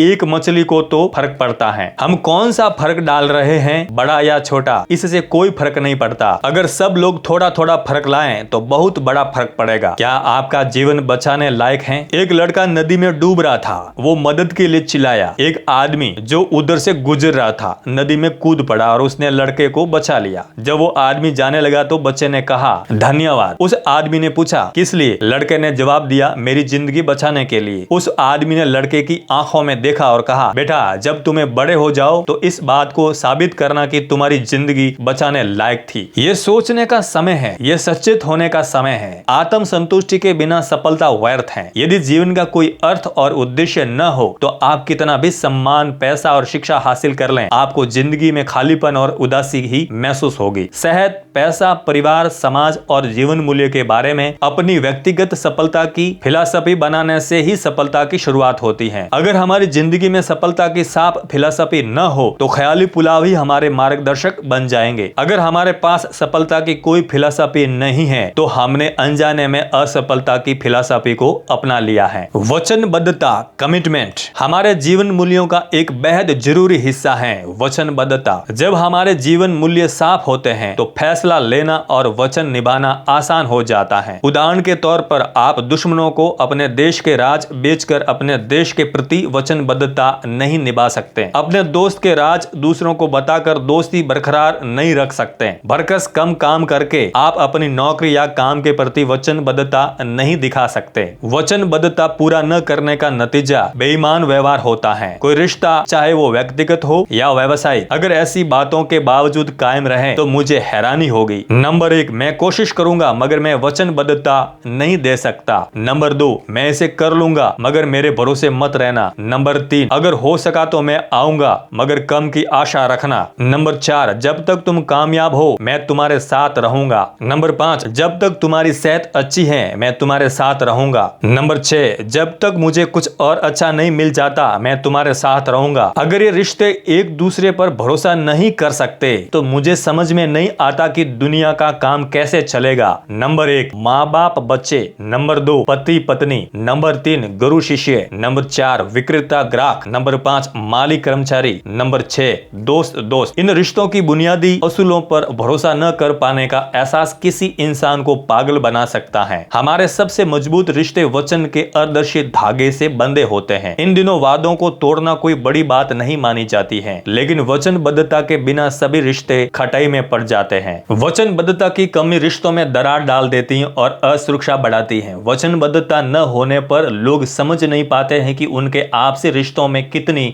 गहराई है। वचनबद्धता में ये बातें शामिल हैं। नंबर 1, भरोसा। नंबर 2, विश्वसनीयता। नंबर 3, निश्चितता। नंबर 4, निरंतरता। नंबर 5, परवाह करना। नंबर 6, दूसरों की भावनाओं का एहसास। नंबर 7, कर्तव्य का भाव। नंबर 8, ईमानदारी। नंबर 9, चरित्र। नंबर 10, निष्ठा। नंबर 11, वफादारी। अगर इनमें से एक भी चीज की कमी हो तो वचनबद्धता में कमजोरी आ जाती है। मुझ पर हर हाल में भरोसा कर सकते हो। जब भी तुम्हें मेरी जरूरत होगी मैं तुम्हारे साथ होऊंगा। बिना किसी शर्त के दिया गया वचन कहता है, अनिश्चित भविष्य में मैं ही निश्चित हूँ। भविष्य को कौन सी चीजें अनिश्चित बना सकती हैं? नंबर 1, आपकी जिंदगी और हालात में बदलाव। नंबर 2, बाहरी हालात में बदलाव। अनिश्चितता के बावजूद वचनबद्धता कहती है तो मुझ पर भरोसा कर सकते हो। वचन देने वाला इंसान बहुत कुछ कुर्बान करने को तैयार रहता है। किस लिए? जवाब साफ है, इसके इनाम बहुत कीमती हो सकते हैं। वचनबद्धता कहती है नंबर 1, मैं त्याग करने को तैयार हूँ क्योंकि मुझे तुम्हारी परवाह है। नंबर 2, मैं भरोसेमंद व्यक्ति हूँ तो मुझ पर विश्वास कर सकते हो। नंबर 3, मैं तुम्हें धोखा नहीं दूंगा। नंबर 4, तकलीफों के बावजूद मैं तुम्हारे साथ रहूंगा। नंबर 5, अच्छे या बुरे समय में मैं तुम्हारा साथ नहीं छोड़ूंगा। वचनबद्धता उस एक कानूनी कॉन्ट्रैक्ट की तरह नहीं होती जिसे पूरा करना ही पड़ता है। इसकी बुनियादी कागज के टुकड़ों पर किया गया दस्तखत नहीं, बल्कि चरित्र,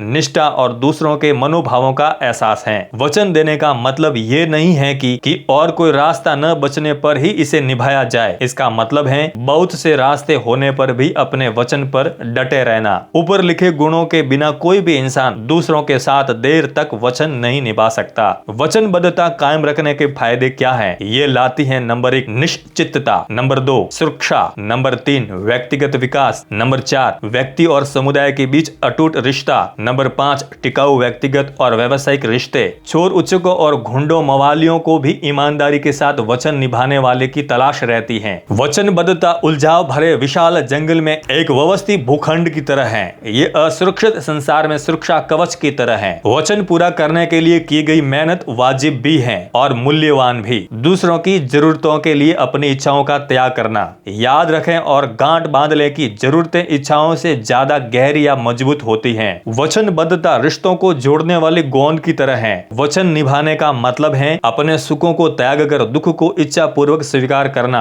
मिसाल के तौर पर नंबर 1, दोस्ती में वचन निभाने का मतलब है विश्वसनीयता कायम रखना। नंबर 2, ग्राहकों के प्रति वचन निभाने का मतलब है अच्छी सेवा देना। नंबर 3, वैवाहिक जीवन के प्रति वचनबद्धता का मतलब है वफादार होना। नंबर 4, शिष्टता के प्रति वचनबद्धता का मतलब है अशिष्टता से दूर रहना। नंबर 5, देशभक्ति के प्रति वचनबद्धता का मतलब है त्याग करना। नंबर 6, नौकरी के प्रति वचनबद्धता का मतलब है निष्ठावान होना। नंबर 7, समुदाय के प्रति वचनबद्धता का मतलब है जिम्मेदार होना। वचनबद्धता परिपक्वता की पहचान है।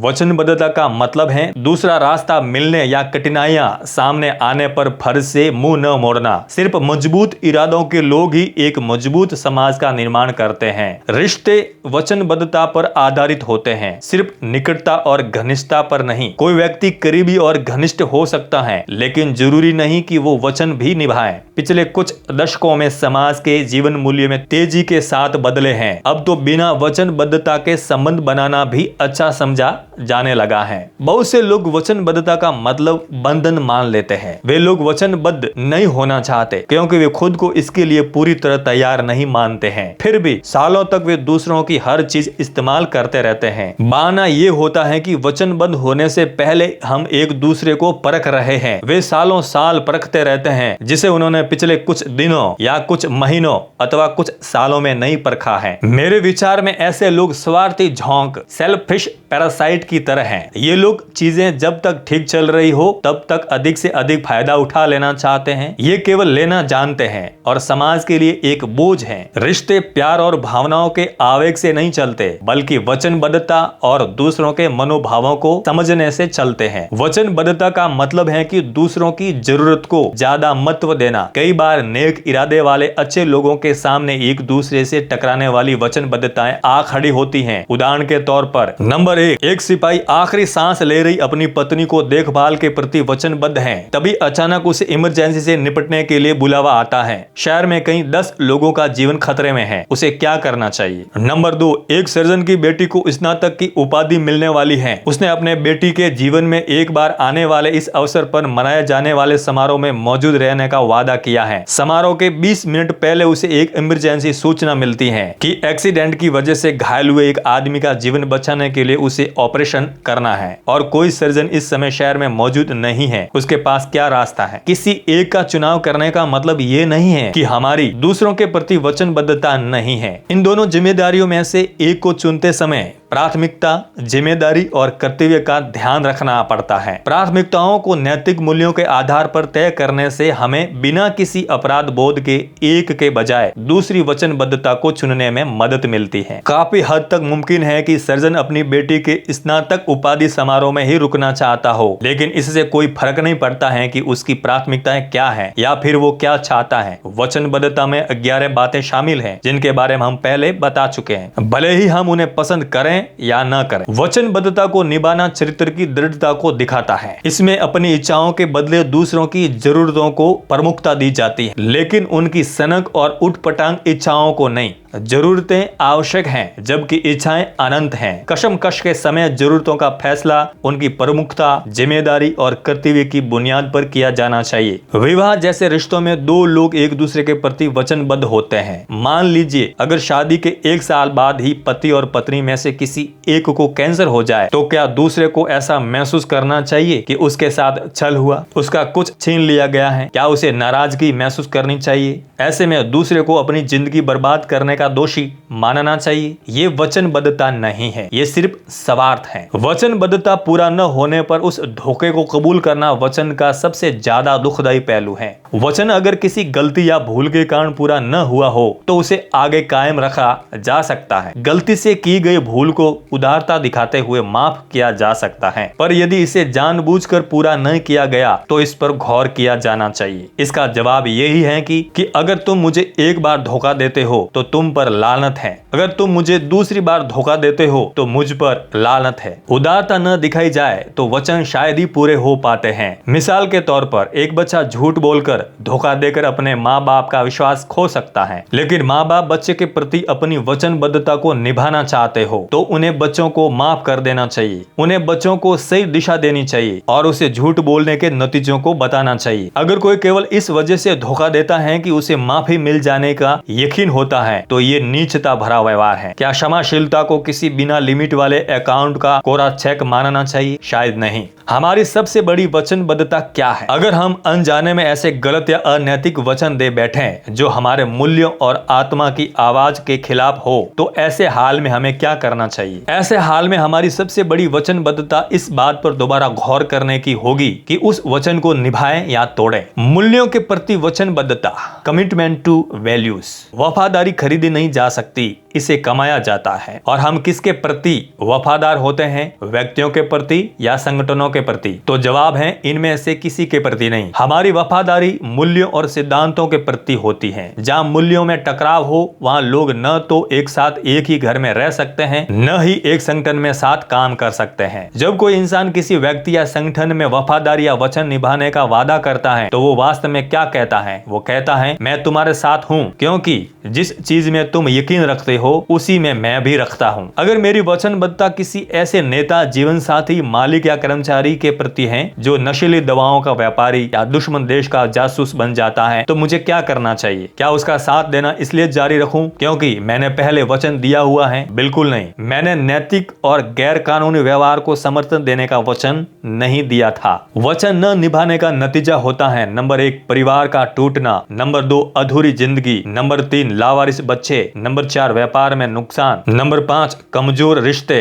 नंबर 6 अकेलापन, नंबर 7 भारी तनाव, नंबर 8 मायूसी, नंबर 9 शर्मिंदगी। नैतिकता, गलत फैसले और बुरी जिंदगी के लिए खराब हालात को दोषी ठहराया जा सकता है। नैतिक मूल्य और सिद्धांत सिर्फ अच्छे दिनों के लिए नहीं बने हैं बल्कि वे बुरे दिनों से भी बचाते हैं। वे किसी देश के कानून की तरह हैं जिनकी जरूरत जब नागरिक अच्छे हो तब तो पड़ती ही है, मगर उससे भी ज्यादा उनकी जरूरत बुरे लोगों से बचाव करने के लिए पड़ती है। हर चुनाव सिद्धांत आधारित चुनाव नहीं होता। मिसाल के तौर पर कैसे कपड़े खरीदें या कैसी टीवी खरीदें, ये व्यक्तिगत चुनाव है जो इस पर निर्भर करता है कि हमारे लिए क्या ठीक है। इन कामों में नैतिकता या अनैतिकता का सवाल नहीं उठता। व्यक्तिगत चुनाव मन की पसंद पर आधारित होता है, न कि ठोस यथार्थ पर। हालांकि ऐसे मामलों में नैतिकता का मसला नहीं जुड़ा होता, फिर भी जिम्मेदारी की भावना बनी रहनी चाहिए। नैतिक चुनाव में सही और गलत के बीच ठोस सच्चाई के आधार पर चुनाव किया जाता है। यही वजह है कि जब हम एक अनैतिक कदम उठाते हैं तो हमारी आत्मा हमें धिक्कारती है, जबकि एक गलत व्यक्तिगत चुनाव करने पर ऐसा नहीं होता, क्योंकि नैतिक चुनाव में सही चीज का बिल्कुल स्पष्ट चुनाव किया जाता है। जैसे कि गणित के इम्तिहान में कोई भी बैठ सकता है, उनके जवाब भी अलग अलग हो सकते हैं, मगर जवाब का सही होना उनके चुनाव पर निर्भर नहीं करता, बल्कि वो तो उत्तर के वास्तविक रूप से सही होने पर निर्भर करता है। किसी आदमी के शालीन होने का ये मतलब नहीं होता है कि वो अच्छा और नैतिक व्यक्ति है। किसी आदमी में सामाजिक शालीनता होने के बावजूद वो झूठा और मक्कार हो सकता है। वो इंसान शालीन होते हुए भी अनैतिक माना जाएगा। शालीनता उसे सामाजिक स्वीकृति दिला देती है, पर सिर्फ शालीनता का मतलब अच्छा ही नहीं होता।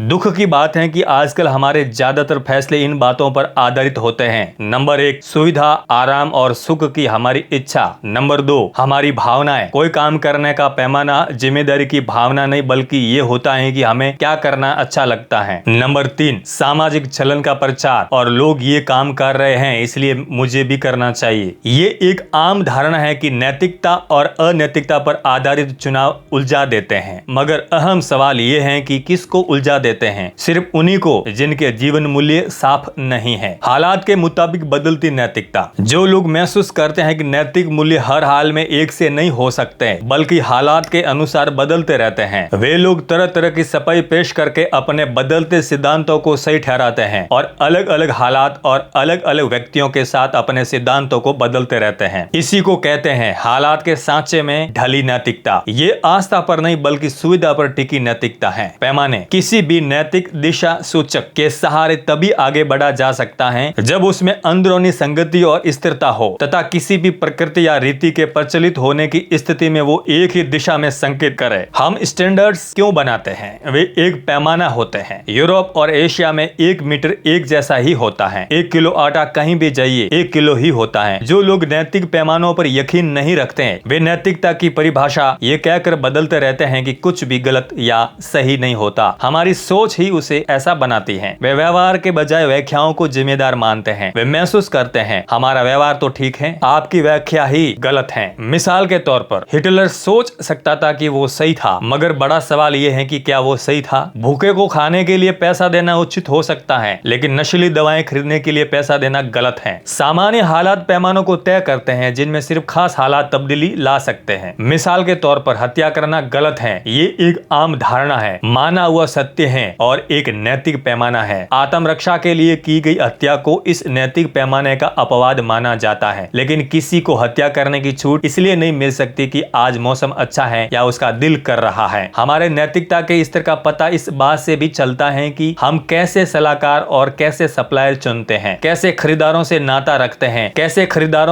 रखते हैं और अपने फुर्सत का वक्त कैसे बिताते हैं। अलग अलग संस्कृतियों में लोगों की अलग अलग राय और मत हो सकते हैं, मगर निष्पक्षता, न्याय, निष्ठा और वचनबद्धता जैसे मूल्य सर्वव्यापी और शाश्वत हैं। उनका संबंध किसी खास संस्कृति से नहीं होता। ऐसा कभी नहीं हुआ कि समाज में कायरता के मुकाबले में वीरता को सम्मानित न किया गया हो। न्याय और नैतिकता में ये गुण शामिल है। नंबर 1, एक दूसरे के मनोभावों को समझना। नंबर 2, निष्पक्षता। नंबर 3, घायलों, बीमारों और बूढ़ों के लिए हमदर्दी। नंबर 4, समाज के व्यापक हितों का ध्यान। ज्यादा लोगों के एक बात पर सहमत होने का मतलब ये नहीं है कि वो बात सही है। मिसाल के तौर पर यदि किसी देश के नागरिक उस देश के सभी नीली आंखों वाले लोगों से वोट देने का हक छीनने के लिए मतदान करे तो उसे सही नहीं माना जाएगा। समाज के व्यापक हितों का ध्यान गुरुत्वाकर्षण के नियमों की तरह ही नैतिकता के बुनियादी मूल्य सर्वव्यापी हैं। जिस तरह अनुशासन के बिना आजादी बर्बादी लाती है, उसी तरह मूल्यों और सिद्धांतों के बिना समाज नष्ट हो जाता है। अगर सचमुच सिद्धांतों का सही या गलत होना हर एक की राय पर ही निर्भर है, तो फिर किसी अपराधी को जेल में नहीं भेजा जाना चाहिए। अगर सचमुच सिद्धांतों का सही या गलत होना हर एक की राय पर ही निर्भर है, तो फिर किसी अपराधी को जेल में नहीं भेजा जाना चाहिए। एक समाज अच्छा या बुरा उसके नागरिकों के नैतिक मूल्यों के आधार पर बनता है। इन्हीं नैतिक मूल्यों से समाज को शक्ति मिलती है। कुछ लोग सापेक्षता के सिद्धांत में विश्वास करते हैं, लेकिन वे अपनी विडंबनाओं में ही फंस कर रह जाते हैं। वे कहते हैं सब कुछ सापेक्ष है। ये बात बिल्कुल सच है, लेकिन अपने आप में ही विरोधाभासी है। गलत और सही, ईमानदारी और बेईमानी में फर्क करने के लिए पहले हमें इनके वजूद की मौजूदगी को मानना होगा। जैसे किसी चीज का लेबल बदलने से चीज नहीं बदली जाती, ठीक वैसे ही नाम बदलने से उसका मतलब नहीं बदला जाता। गिरे हुए नैतिक मूल्यों को नए नए नाम देकर अधिक स्वीकार योग्य बनाने की कोशिश की जा रही है और मीडिया अनैतिकता को ग्लैमराइज कर रहा है। झूठ बोलने वालों को बहुमुखी और कल्पनाशील बताया जा रहा है। किसी व्यक्ति को नैतिक शिक्षा दिए बिना वैचारिक शिक्षा देना समाज के लिए संकट को न्योता देना है। 1993 में जब कोलंबिया यूनिवर्सिटी के प्रेसिडेंट माइकल सॉरवन ने इस्तीफा दिया तो एक रिपोर्टर ने उनसे पूछा कि क्या कोई काम उनसे अधूरा छूट गया है। सॉरवन ने जवाब दिया, हाँ, बस एक ही काम बाकी रह गया है। उन्होंने नैतिक शिक्षा की कमी की तरफ इशारा करते हुए कहा, एक आम स्टूडेंट को इस बारे में कोई शिक्षा नहीं दी जाती। ज्यादातर शिक्षक इन विषयों को छूने से कतराते हैं। नैतिक शिक्षा देना माँ बाप के जिम्मे छोड़ दिया जाता है। नतीजा ये है कि इस देश में नई पीढ़ी को नैतिकता और सिद्धांतों की शिक्षा पहले से भी कम मिल रही है, जबकि उसे इसकी बहुत ज्यादा जरूरत है। सिद्धांत और नैतिक मूल्य कोई धर्म नहीं है, ये एक शांति प्रिय समाज के लिए जरूरी सूझबूझ भरे व्यवहार के सिद्धांत हैं। नैतिकता और कानून। किसी व्यक्ति को यह सोचकर दुखी नहीं होना चाहिए कि उसने अच्छा काम किया लेकिन औरों ने बुरा काम किया। अगर किसी ने अकेले ही सही काम किया हो तो उसने उचित किया, और यदि गलत काम किया हो तो पूरी मानव जाति की स्वीकृति भी उसके काम को उचित सिद्ध नहीं कर सकती।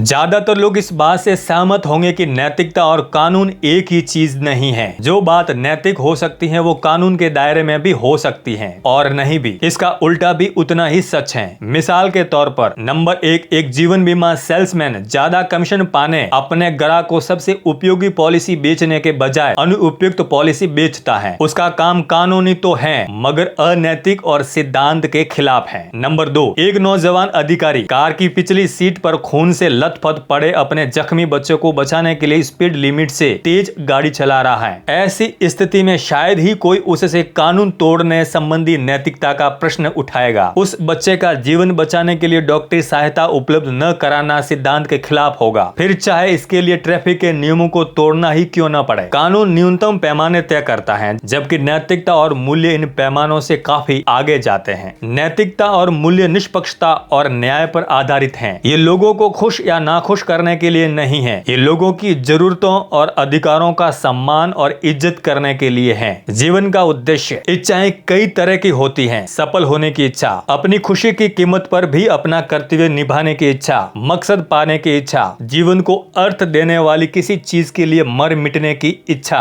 अपनी आत्मा को बेचकर सारी दुनिया हासिल कर भी लें तो उसका क्या फायदा है। एक उद्देश्यहीन जीवन जीते जी मरने के समान है। आपका उद्देश्य क्या है? क्या आपके पास कोई उद्देश्य है भी? उद्देश्य लगन पैदा करता है। एक उद्देश्य पाइए या बनाइए और फिर उसे लगातार लगन और दृढ़ता से पूरा कीजिए। हर रोज खुद से ये सवाल पूछना चाहिए, क्या मैं जीवन में अपने उद्देश्य के करीब पहुंच रहा हूं? क्या मैं दुनिया को रहने लायक एक बेहतर जगह बना रहा हूं? अगर जवाब न है तो मैंने आज अपने जीवन का एक दिन बर्बाद कर दिया। जिंदगी हमें उसी हिसाब से देती है जिस हिसाब हम उसे देते हैं। हम जीवन में अपने उद्देश्य जितनी जल्दी ढूंढ लें उतना ही अच्छा है। ऐसा लगता है कि जीवन में उद्देश्य खोजने की अनंत तलाश ही सबसे बड़ी चुनौती है। ये सिर्फ व्यक्ति के साथ ही नहीं बल्कि हमारे परिवारों, संगठनों और देश के साथ भी होता है। एक बार हमारा उद्देश्य और नैतिक मूल्य साफ हो जाए तो व्यक्तिगत फायदों और सामाजिक जिम्मेदारियों के बीच के संघर्ष में एक नैतिक संतुलन आ जाता है। हम जागरूक हो जाते हैं कि हमें कब दृढ़ता से खड़ा होना है। तब हम फौरन फायदा हासिल करने के लिए गलत फैसले करने के बजाय दूर के फायदों की सोचकर सही फैसले करने लगते हैं। समझदारी और परिपक्वता से बड़े मुद्दों के बारे में बेहतर समझ पैदा होती है। पढ़ो ऐसे कि जैसे तुम्हें सदा जीना है, जियो ऐसे कि जैसे तुम्हें कल ही दुनिया से चले जाना है। दूसरों की मदद किए बिना हम अपनी मदद नहीं कर सकते। दूसरों को फायदा पहुंचाए बिना हम खुद को फायदा नहीं पहुंचा सकते। दूसरों को खुशहाली दिलाए बगैर हम खुद खुशहाल नहीं हो सकते। जेनेट कॉल ने एक बार कहा, मुझे ऐसा व्यक्ति दिखाओ जो साधारण स्तर से संतुष्ट हो तो मैं तुम्हें ऐसा व्यक्ति दिखाऊंगी जिसकी किस्मत में असफल होना लिखा है। जिंदगी तमाशबीनों का खेल नहीं है। हम चुपचाप बैठकर कुछ होते हुए नहीं देख सकते हैं। जिंदगी को सार्थक बनाने के लिए एक उद्देश्य को खोजना और उसे पाने की कोशिश करना जरूरी है। उद्देश्य के साथ जीना, लिविंग विथ ए पर्पस। हम सभी इस धरती पर एक उद्देश्य के साथ भेजे गए हैं। हम इस विशाल तस्वीर का एक हिस्सा हैं, लेकिन बहुत कम लोग ही जीवन में अपने उद्देश्य को खोज या पहचान पाते हैं। हम में से ज्यादातर लोग सिर्फ जीते हैं और अपने समय को सार्थक बनाने के के बजाय अपने दिन गिनते रहते हैं। डॉक्टर अल्बर्ट आइंस्टीन से एक बार पूछा गया, हम यहाँ क्यों आए हैं? तो उन्होंने जवाब दिया, अगर दुनिया एक एक्सीडेंट की देन है तो हम भी एक्सीडेंट की देन हैं। अगर इस दुनिया के होने का कोई मकसद है तो हमारे होने का भी कोई मकसद है। और वे आगे बोले, मैं भौतिक विज्ञान को जितना ही पढ़ता हूँ उतना ही आध्यात्मिक ज्ञान की तरफ खिंचता जाता हूँ। मैं उस काम में असफल होना पसंद करूंगा जो आखिर में सफल होगा, बजाय उस काम में सफल होने के जो आखिर में असफल होगा। हम अपने जीवन मूल्य कहाँ से सीखते हैं? मैंने हाल ही में एक ऐसे शिक्षक के बारे में पढ़ा जो टीनेक, न्यू जर्सी, अमेरिका में हाई स्कूल स्तर के छात्रों को जीवन मूल्य के बारे में पढ़ा रहे थे। क्लास की एक लड़की को $1000 से भरा पर्स पड़ा मिला और लड़की ने वो उसके मालिक को दे दिया। शिक्षक ने छात्रों की राय जाननी चाहिए। क्लास के हर छात्र ने उस लड़की को बेवकूफ बताया। ज्यादातर छात्रों का ये मानना था कि अगर कोई अपने सामान के प्रति लापरवाह है तो उसे इस बात की सजा मिलनी चाहिए। जब शिक्षक से पूछा गया कि उसने बच्चों से क्या कहा तो उसने जवाब दिया, मैंने कुछ भी नहीं कहा। अगर मैं उन्हें ये बताऊं कि क्या सही है और क्या गलत तो मैं उनका काउंसलर नहीं माना जाऊंगा। मैं अपने विचार उन पर नहीं लाद सकता। अगर हम नैतिकता अपने माँ बाप और शिक्षकों से नहीं सीखेंगे तो फिर किससे सीखेंगे? और जब वे हमें नैतिक शिक्षा नहीं देते हैं तो हम उन्हें अनजाने ही टेलीविजन और दूसरे गलत जरियों से सीखने लगते हैं। कोई आश्चर्य की बात नहीं है कि इससे समाज में गंदगी फैल जाती है। ऊपर जिस शिक्षक का उदाहरण दिया गया है वो न केवल विकृत जीवन मूल्य वाला और गैर जिम्मेदार है बल्कि उसे हमारे बच्चों को पढ़ाने का हक भी नहीं है। जीत और विजेता में फर्क। जीत और विजेता में क्या फर्क है? जीतना एक घटना है, विजेता होना एक भावना है। विजेता जीत को अपने सिद्धांतों के तराजू पर तोलते हैं। 3 प्रेरक विजेता। नंबर 1, ओलंपिक में भाग लेना जीवन की एक बहुत बड़ी घटना मानी जाती है। लॉरेंस लेमिएक ओलंपिक में नाव की रेस के दौरान मुसीबत में फंसे अपने एक प्रतियोगी की मदद करने के लिए रुक गए। सारी दुनिया देख रही थी। अपने जीतने की इच्छा से ज्यादा दूसरों के जीवन की रक्षा करने को उन्होंने प्राथमिकता दी। हालांकि वे नौका दौड़ में नहीं जीते फिर भी वे विजेता थे। सारी दुनिया के राजा और रानियों ने उनका सम्मान किया क्योंकि उन्होंने ओलंपिक की भावना को जीवित रखा। Number 2, Reuben Gonzales racket ball के विश्व चैंपियनशिप फाइनल मैच खेल रहे थे। फाइनल खेल में मैच पॉइंट पर गोंजालेस ने एक बहुत अच्छा शॉट खेला। रेफरी और लाइन्समैन दोनों ने उनके शॉट को सही बताया और उन्हें विजेता घोषित कर दिया। गोंजालेस ने थोड़ा रुकने और हिचकने के बाद पीछे मुड़कर अपने प्रतिद्वंदी के हाथ मिलाते हुए कहा, शॉट गलत था।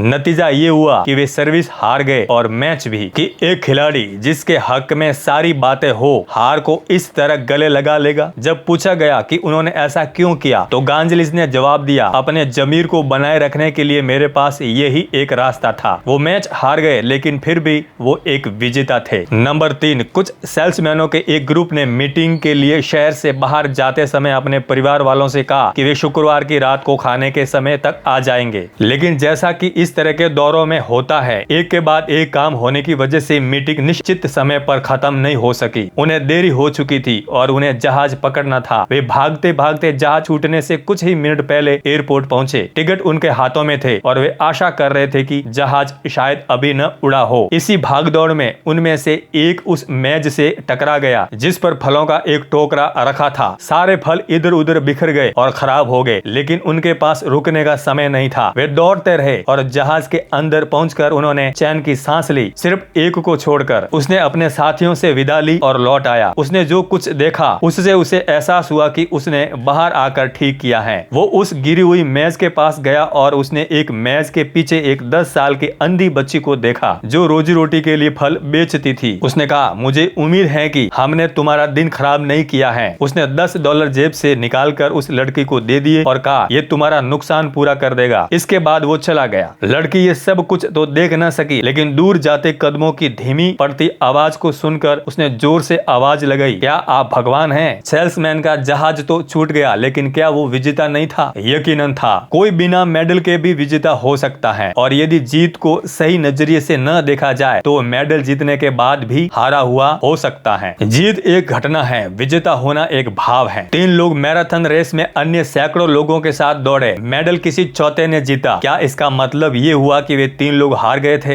हरगिज नहीं। उन तीनों ने अलग अलग वजहों से रेस में भाग लिया था। पहले ने अपनी क्षमता आजमाने के लिए रेस में भाग लिया था और उसने आशा से अच्छा प्रदर्शन किया। दूसरे अपने पिछले प्रदर्शन को बेहतर बनाना चाहता था और उसने वैसा ही किया। तीसरे ने कभी मैराथन में भाग नहीं लिया था। उसका उद्देश्य था रेस में भाग लेना और उसे पूरा करना, और उसने किया भी। इससे हमें क्या पता चलता है? वे तीनों अलग अलग उद्देश्य लेकर दौड़े और तीनों विजेता रहे, चाहे उनमें से किसी ने भी मेडल न जीता हो। जैसा कि मार्क ट्वेन ने कहा, किसी सम्मान के योग्य होते हुए भी उसे न पाना अयोग्य होकर उसे पाने से बेहतर है। सही सम्मान सम्मानित होने की योग्यता में है, न कि सम्मान पाने में। अगर विजेता ही एकमात्र उद्देश्य हो तो इंसान अपने मन की उस अंदरूनी खुशी से महरूम हो जाता है जो किसी अच्छे काम को करने की वजह से पैदा होती है। जीतने से ज्यादा जरूरी इज्जत और सम्मान के साथ जीतना और उस जीत के काबिल होना। बेईमानी की जीत के सम्मान के साथ हार अच्छी है। सम्मान पूर्वक हारना दिखता है तैयारी की कमी, लेकिन बेईमानी की जीत दिखाती है चरित्र की कमी। जब किसी इंसान को यह पता हो कि कोई नहीं जान पाएगा कि उसने क्या किया और क्या नहीं किया, तब वो क्या करता है, इसी बात से उसके चरित्र की असली पहचान होती है। कोई भी जीत इस योग्य नहीं है कि उसके लिए जमीर से समझौता करके झटपट कामयाबी दिलाने वाले गलत रास्तों को अपनाया जाए। ट्रॉफी तो आप भले ही जीत लेंगे, लेकिन ये जानते हुए कि वो सच्चाई से नहीं जीती गई है, उससे आपके मन को खुशी कभी नहीं मिलेगी। एक ट्रॉफी जीतने से ज्यादा अहम बात है एक अच्छा इंसान होना। विजेता हर दिन ये सोचकर जीते और काम करते हैं कि ये उनके जीवन का आखिरी दिन है, क्योंकि उनमें से कोई एक दिन हमारा आखिरी दिन होगा और हम नहीं जानते हैं कि वो दिन कौन सा होगा। जब वे इस दुनिया से जाते हैं तो एक विजेता की तरह जाते हैं। कई बार जीत से ज्यादा हार में विजय होती है। विजेता उधार होते हैं। याद रखिए, विजेता उधार होते हैं। वे कभी अपने बारे में डींग नहीं हाँकते। वे अपने साथी, अपने विपक्ष खिलाड़ियों दोनों को पूरा सम्मान देते हैं और उनकी प्रशंसा करते हैं। सफल होना तो बहुत से लोग जानते हैं, पर सफलता को संभालना कम ही लोग जानते हैं। सफलता का ब्लूप्रिंट।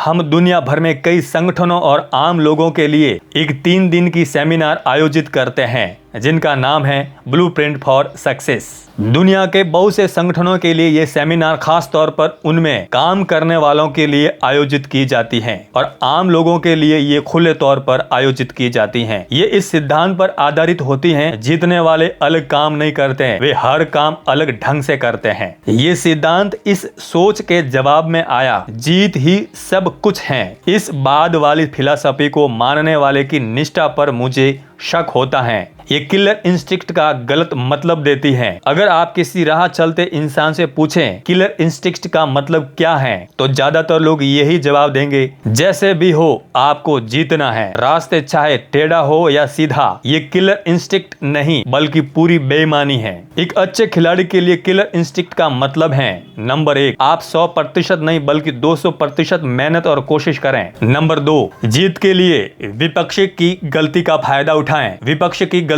का फायदा न उठाना मूर्खता है, लेकिन जीत के लिए खेल के नियमों को तोड़ना, उल्लंघन करना किलर इंस्टिंक्ट नहीं, सरासर बेईमानी है। गलत ढंग से हासिल की गई जीत थोड़े समय की सफलता तो दे सकती है, मगर मन की संतुष्टि नहीं। सच्चाई ये है कि जिंदगी प्रतियोगिता है और हम सभी को इसमें भाग लेना है। वास्तव में प्रतियोगिता भाग लेने वालों को और बेहतर बनाती है। इसमें कोई शक नहीं कि उद्देश्य तो जीतना होता है, मगर ये जीत ईमानदारी, उदारता, स्पष्टता और खेल के नियमों के अनुसार हासिल की जानी चाहिए। विजेता कदमों के निशान छोड़ जाते हैं, महान लोग अपनी पहचान पीछे छोड़ जाते हैं। विजेता इस बात को महसूस करते हैं कि कोई अकेला ही कामयाबी हासिल नहीं कर सकता। हालांकि चैंपियनों को मेडल मिलते हैं, लेकिन वे जानते हैं कि उनकी सफलता के पीछे बहुत सारे लोगों का हाथ है, जिनके बिना ये सब कुछ संभव नहीं हो पाता। इसमें शामिल होते हैं शिक्षक, माँ बाप, कोच, प्रशंसक और उनके सलाहकार। जिन लोगों ने कामयाबी हासिल करने में हमारी मदद की है, हम उनका कर्ज पूरी तरह कभी नहीं चुका सकते। उनके प्रति थोड़ा सा आभार केवल आने वाली पीढ़ी की मदद करके जताया जा सकता है। विजेता के पास अपना आभार जताने का एक ही रास्ता है कि वो आने वाली पीढ़ियों का सही मार्गदर्शन करें। ये कविता इस बात को साफ जाहिर कर देती है। रास्ता बनाने वाला एक बुजुर्ग जो एक सुनसान सड़क पर जा रहा था। शाम होते होते ठंडा और ठिठुरता पहुंचा एक लंबे,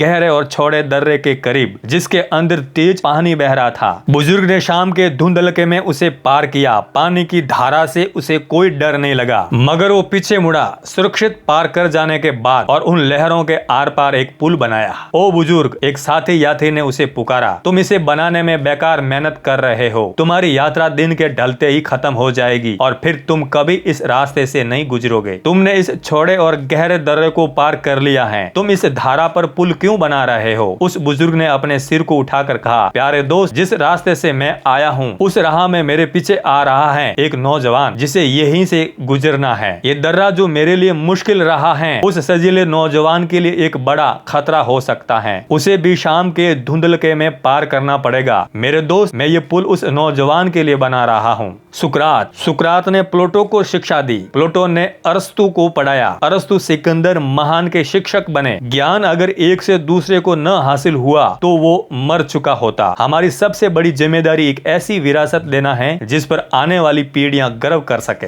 बदलते जीवन मूल्य आज के सिद्धांत। बदलाव निश्चित है, हम इसे पसंद करें या न करें वो होगा ही। हम इस मैं वाली पीढ़ी और हालात के अनुसार बदलते मूल्यों की सोच को बहुत देख चुके हैं। इसकी वजह से मजबूत समाजों को भी नुकसान उठाना पड़ता है। मैं वाली पीढ़ी के लोग पकड़ में आ चुके हैं, पर उन्हें गलती का नहीं बल्कि पकड़े जाने का दुख है। 1958 के एक सर्वे के कुछ हाई स्कूलों के प्रिंसिपलों को यह सवाल पूछा गया, आपके छात्रों की खास समस्या क्या है? उनका जवाब था, नंबर 1, होमवर्क न करना। नंबर 2, संपत्ति का महत्व न समझना, जैसे कि किताबों को फेंक देना। नंबर 3, बत्तियां जली और खिड़की दरवाजे खुले छोड़ देना। नंबर 4, क्लास में मुंह से थूक के बुलबुले निकालना। नंबर 5, कमरों में भाग दौड़ करना। उसी सवाल को 30 साल के बाद 1988 में पूछा गया। जवाब आश्चर्यजनक रूप से बिल्कुल अलग थे। आज के हाई स्कूल के छात्रों की मुख्य समस्या है, नंबर 1, गर्भपात। Number 2, ads. नंबर 3, बलात्कार। नंबर 4, नशीली दवाएं। नंबर 5, स्कूल में हिंसा की वजह से मौत और हत्या का डर, बंदूकों और चाकुओं का आतंक। पुराने मूल्य मिट नहीं सकते। कोई भी देश साझा विश्वासों और उसके नजरियों की वजह से संगठित रहता है। इन्हीं की वजह से उस देश के लोगों को किसी भी समाज को परेशान करने वाले संघर्षों से उबरने की शक्ति मिलती है और इन्हीं की वजह से किसी देश को उसका स्वर, आकार, निष्ठा, नैतिक स्वरूप और सहन शक्ति प्राप्त होती है। कुछ लोग जिम्मेदारी, निष्ठा, वचनबद्धता और देशभक्ति जैसे नैतिक मूल्यों को पुराना समझते हैं। ये नैतिक मूल्य पुराने हो सकते हैं मगर इसका महत्व कभी खत्म नहीं हो सकता। ये समय की कसौटी पर खरे उतरे हैं और हमेशा कायम रहेंगे। चाहे न्यूयॉर्क हो, नई दिल्ली हो, न्यूजीलैंड हो, इन मूल्यों का अर्थ सब जगह एक सा ही है।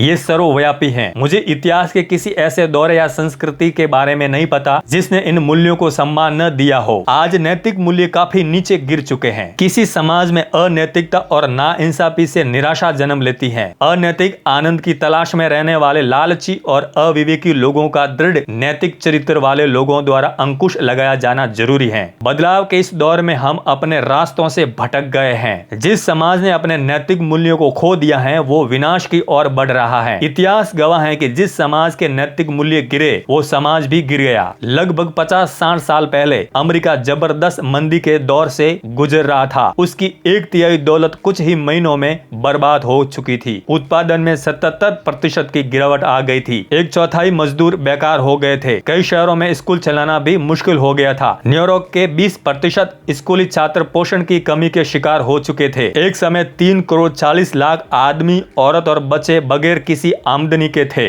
धड़ाधड़ बंद होते होटलों, बैंकों और भुखमरी के उस मुश्किल दौर के बीच में फ्रैंकलिन रूजवेल्ट ने अपने राष्ट्र के लोगों से रेडियो पर कहा, ईश्वर का शुक्र है कि हमारी मुश्किलें सिर्फ भौतिक और सांसारिक चीजों को लेकर हैं। अच्छाई क्या है? अगर हम एक सर्वे करें और लोगों से पूछें क्या आप अच्छे हैं, तो ज्यादातर लोगों का जवाब होगा हाँ। उनसे पूछें कौन सी चीजें उन्हें अच्छी बनाती हैं, तो जवाब होगा, नंबर 1, मैं धोखा नहीं देता इसलिए मैं अच्छा हूँ। नंबर 2, मैं झूठ नहीं बोलता इसलिए मैं अच्छा हूँ। नंबर 3, मैं चोरी नहीं करता इसलिए मैं अच्छा हूँ। अगर आप ऊपर दिए जवाबों को जांचें और परखें तो पाएंगे कि उनमें ज्यादा दम नहीं है। उस आदमी के बारे में सोचे जो कहता है मैं धोखा नहीं देता, इसका सिर्फ यही मतलब है कि वो धोखेबाज नहीं है। और वे लोग जो कहते हैं कि हम झूठ नहीं बोलते हैं और चोरी नहीं करते हैं, इसका मतलब सिर्फ यही है कि वे झूठे और चोर नहीं हैं। मगर इतनी सी बात से वे अच्छे नहीं बन जाते। एक इंसान अच्छा तब बनता है जब वो वास्तव में अच्छे काम करता है, न कि तब जब वो गलत काम नहीं करता। नैतिक मूल्यों वाला व्यक्ति वही होगा जिसमें निष्पक्षता, दया, साहस, निष्ठा, दूसरों के भाव समझने की क्षमता, विनम्रता, तहजीब, वफादारी जैसे गुण होंगे। इन खूबियों वाले इंसान अच्छे क्यों माने जाते हैं? इसलिए कि ऐसे लोग ही भरोसेमंद होते हैं, न्याय के लिए खड़े होते हैं, जरूरतमंद की मदद करते हैं, अपनी और अपने आसपास के लोगों की जिंदगी बेहतर बनाते हैं। अच्छाई को हर रूप में पहचानने के लिए खास पैमाने और मानदंडों की जरूरत पड़ती है। ये मानदंड नैतिक, कानूनी या दोनों ही तरह के हो सकते हैं। नैतिक मानदंड गलत और सही और इन दोनों के बीच के धुंधल के भरे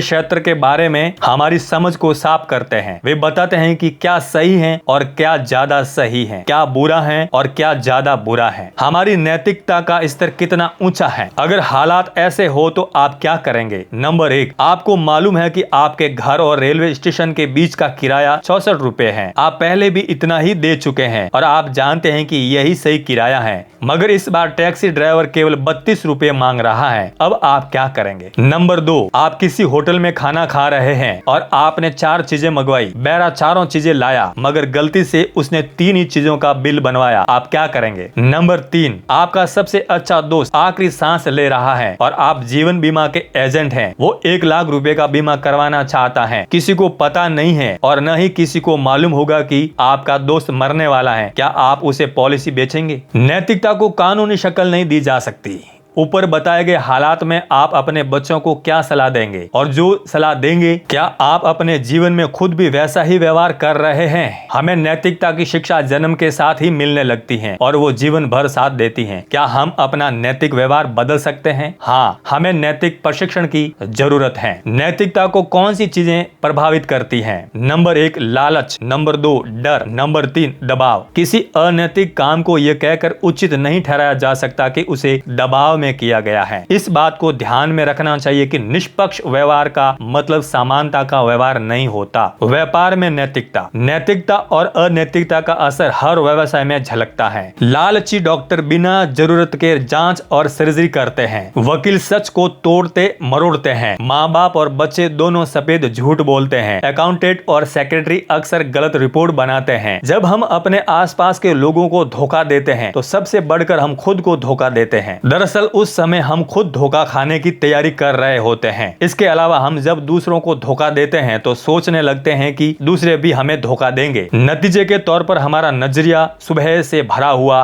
निराशावादी हो जाता है। समृद्धि और खुशहाली जिम्मेदारियां लाती हैं। हम नैतिक और सामाजिक मूल्यों को नष्ट करके उद्योग धंधों और देश की बुनियादी ढांचे का निर्माण नहीं कर सकते। नैतिक नियमों को न मानने के नतीजे भी वैसे ही होते हैं जैसे कि कानूनी नियमों को न मानने के होते हैं। कुछ लोग कभी भी नैतिकता का पालन करने वाले नहीं बनेंगे। वे सोचते हैं कि उन्होंने आसान रास्ता चुना है, मगर सच तो ये है कि ये रास्ता कठिन है। ग्राहकों को उचित सेवा न देकर क्या आप खुद का सामना कर पाएंगे? क्या अपने बच्चों के सामने इस बात की डींग हाँककर आपको गर्व होगा? क्या आप अच्छा महसूस कर पाएंगे? अगर आप ऐसा न कर सकते तो आपका व्यवहार अनैतिक है। स्वाभिमान और हास्य प्रियता आपको सही रास्ते पर बनाए रख सकते हैं। निष्कर्ष, लोग श्रेष्ठता का स्तर क्यों नहीं हासिल कर पाते? इसका सबसे बड़ा कारण दूरअंदेशी की कमी। हमें अपनी नजर मुमकिन कामों से भी आगे ले जानी चाहिए। आज हम जो कुछ भी देखते हैं वास्तविकता बनने से पहले वो एक सपना ही था। जिंदगी को उत्साह, सही दिशा, सही उद्देश्य के साथ जिए। क्या आपका कोई सपना है? अगर है तो क्या है? क्या आपकी जिंदगी का हर दिन आपको अपने उद्देश्यों के नजदीक ले जा रहा है? नाकामयाब लोगों की बातों पर ध्यान मत दीजिए। वे आपको सफलता पाने के बारे में गलत सलाह देंगे। सलाह लेनी हो तो कामयाब लोगों से लीजिए। जहाँ दूर अंदेशी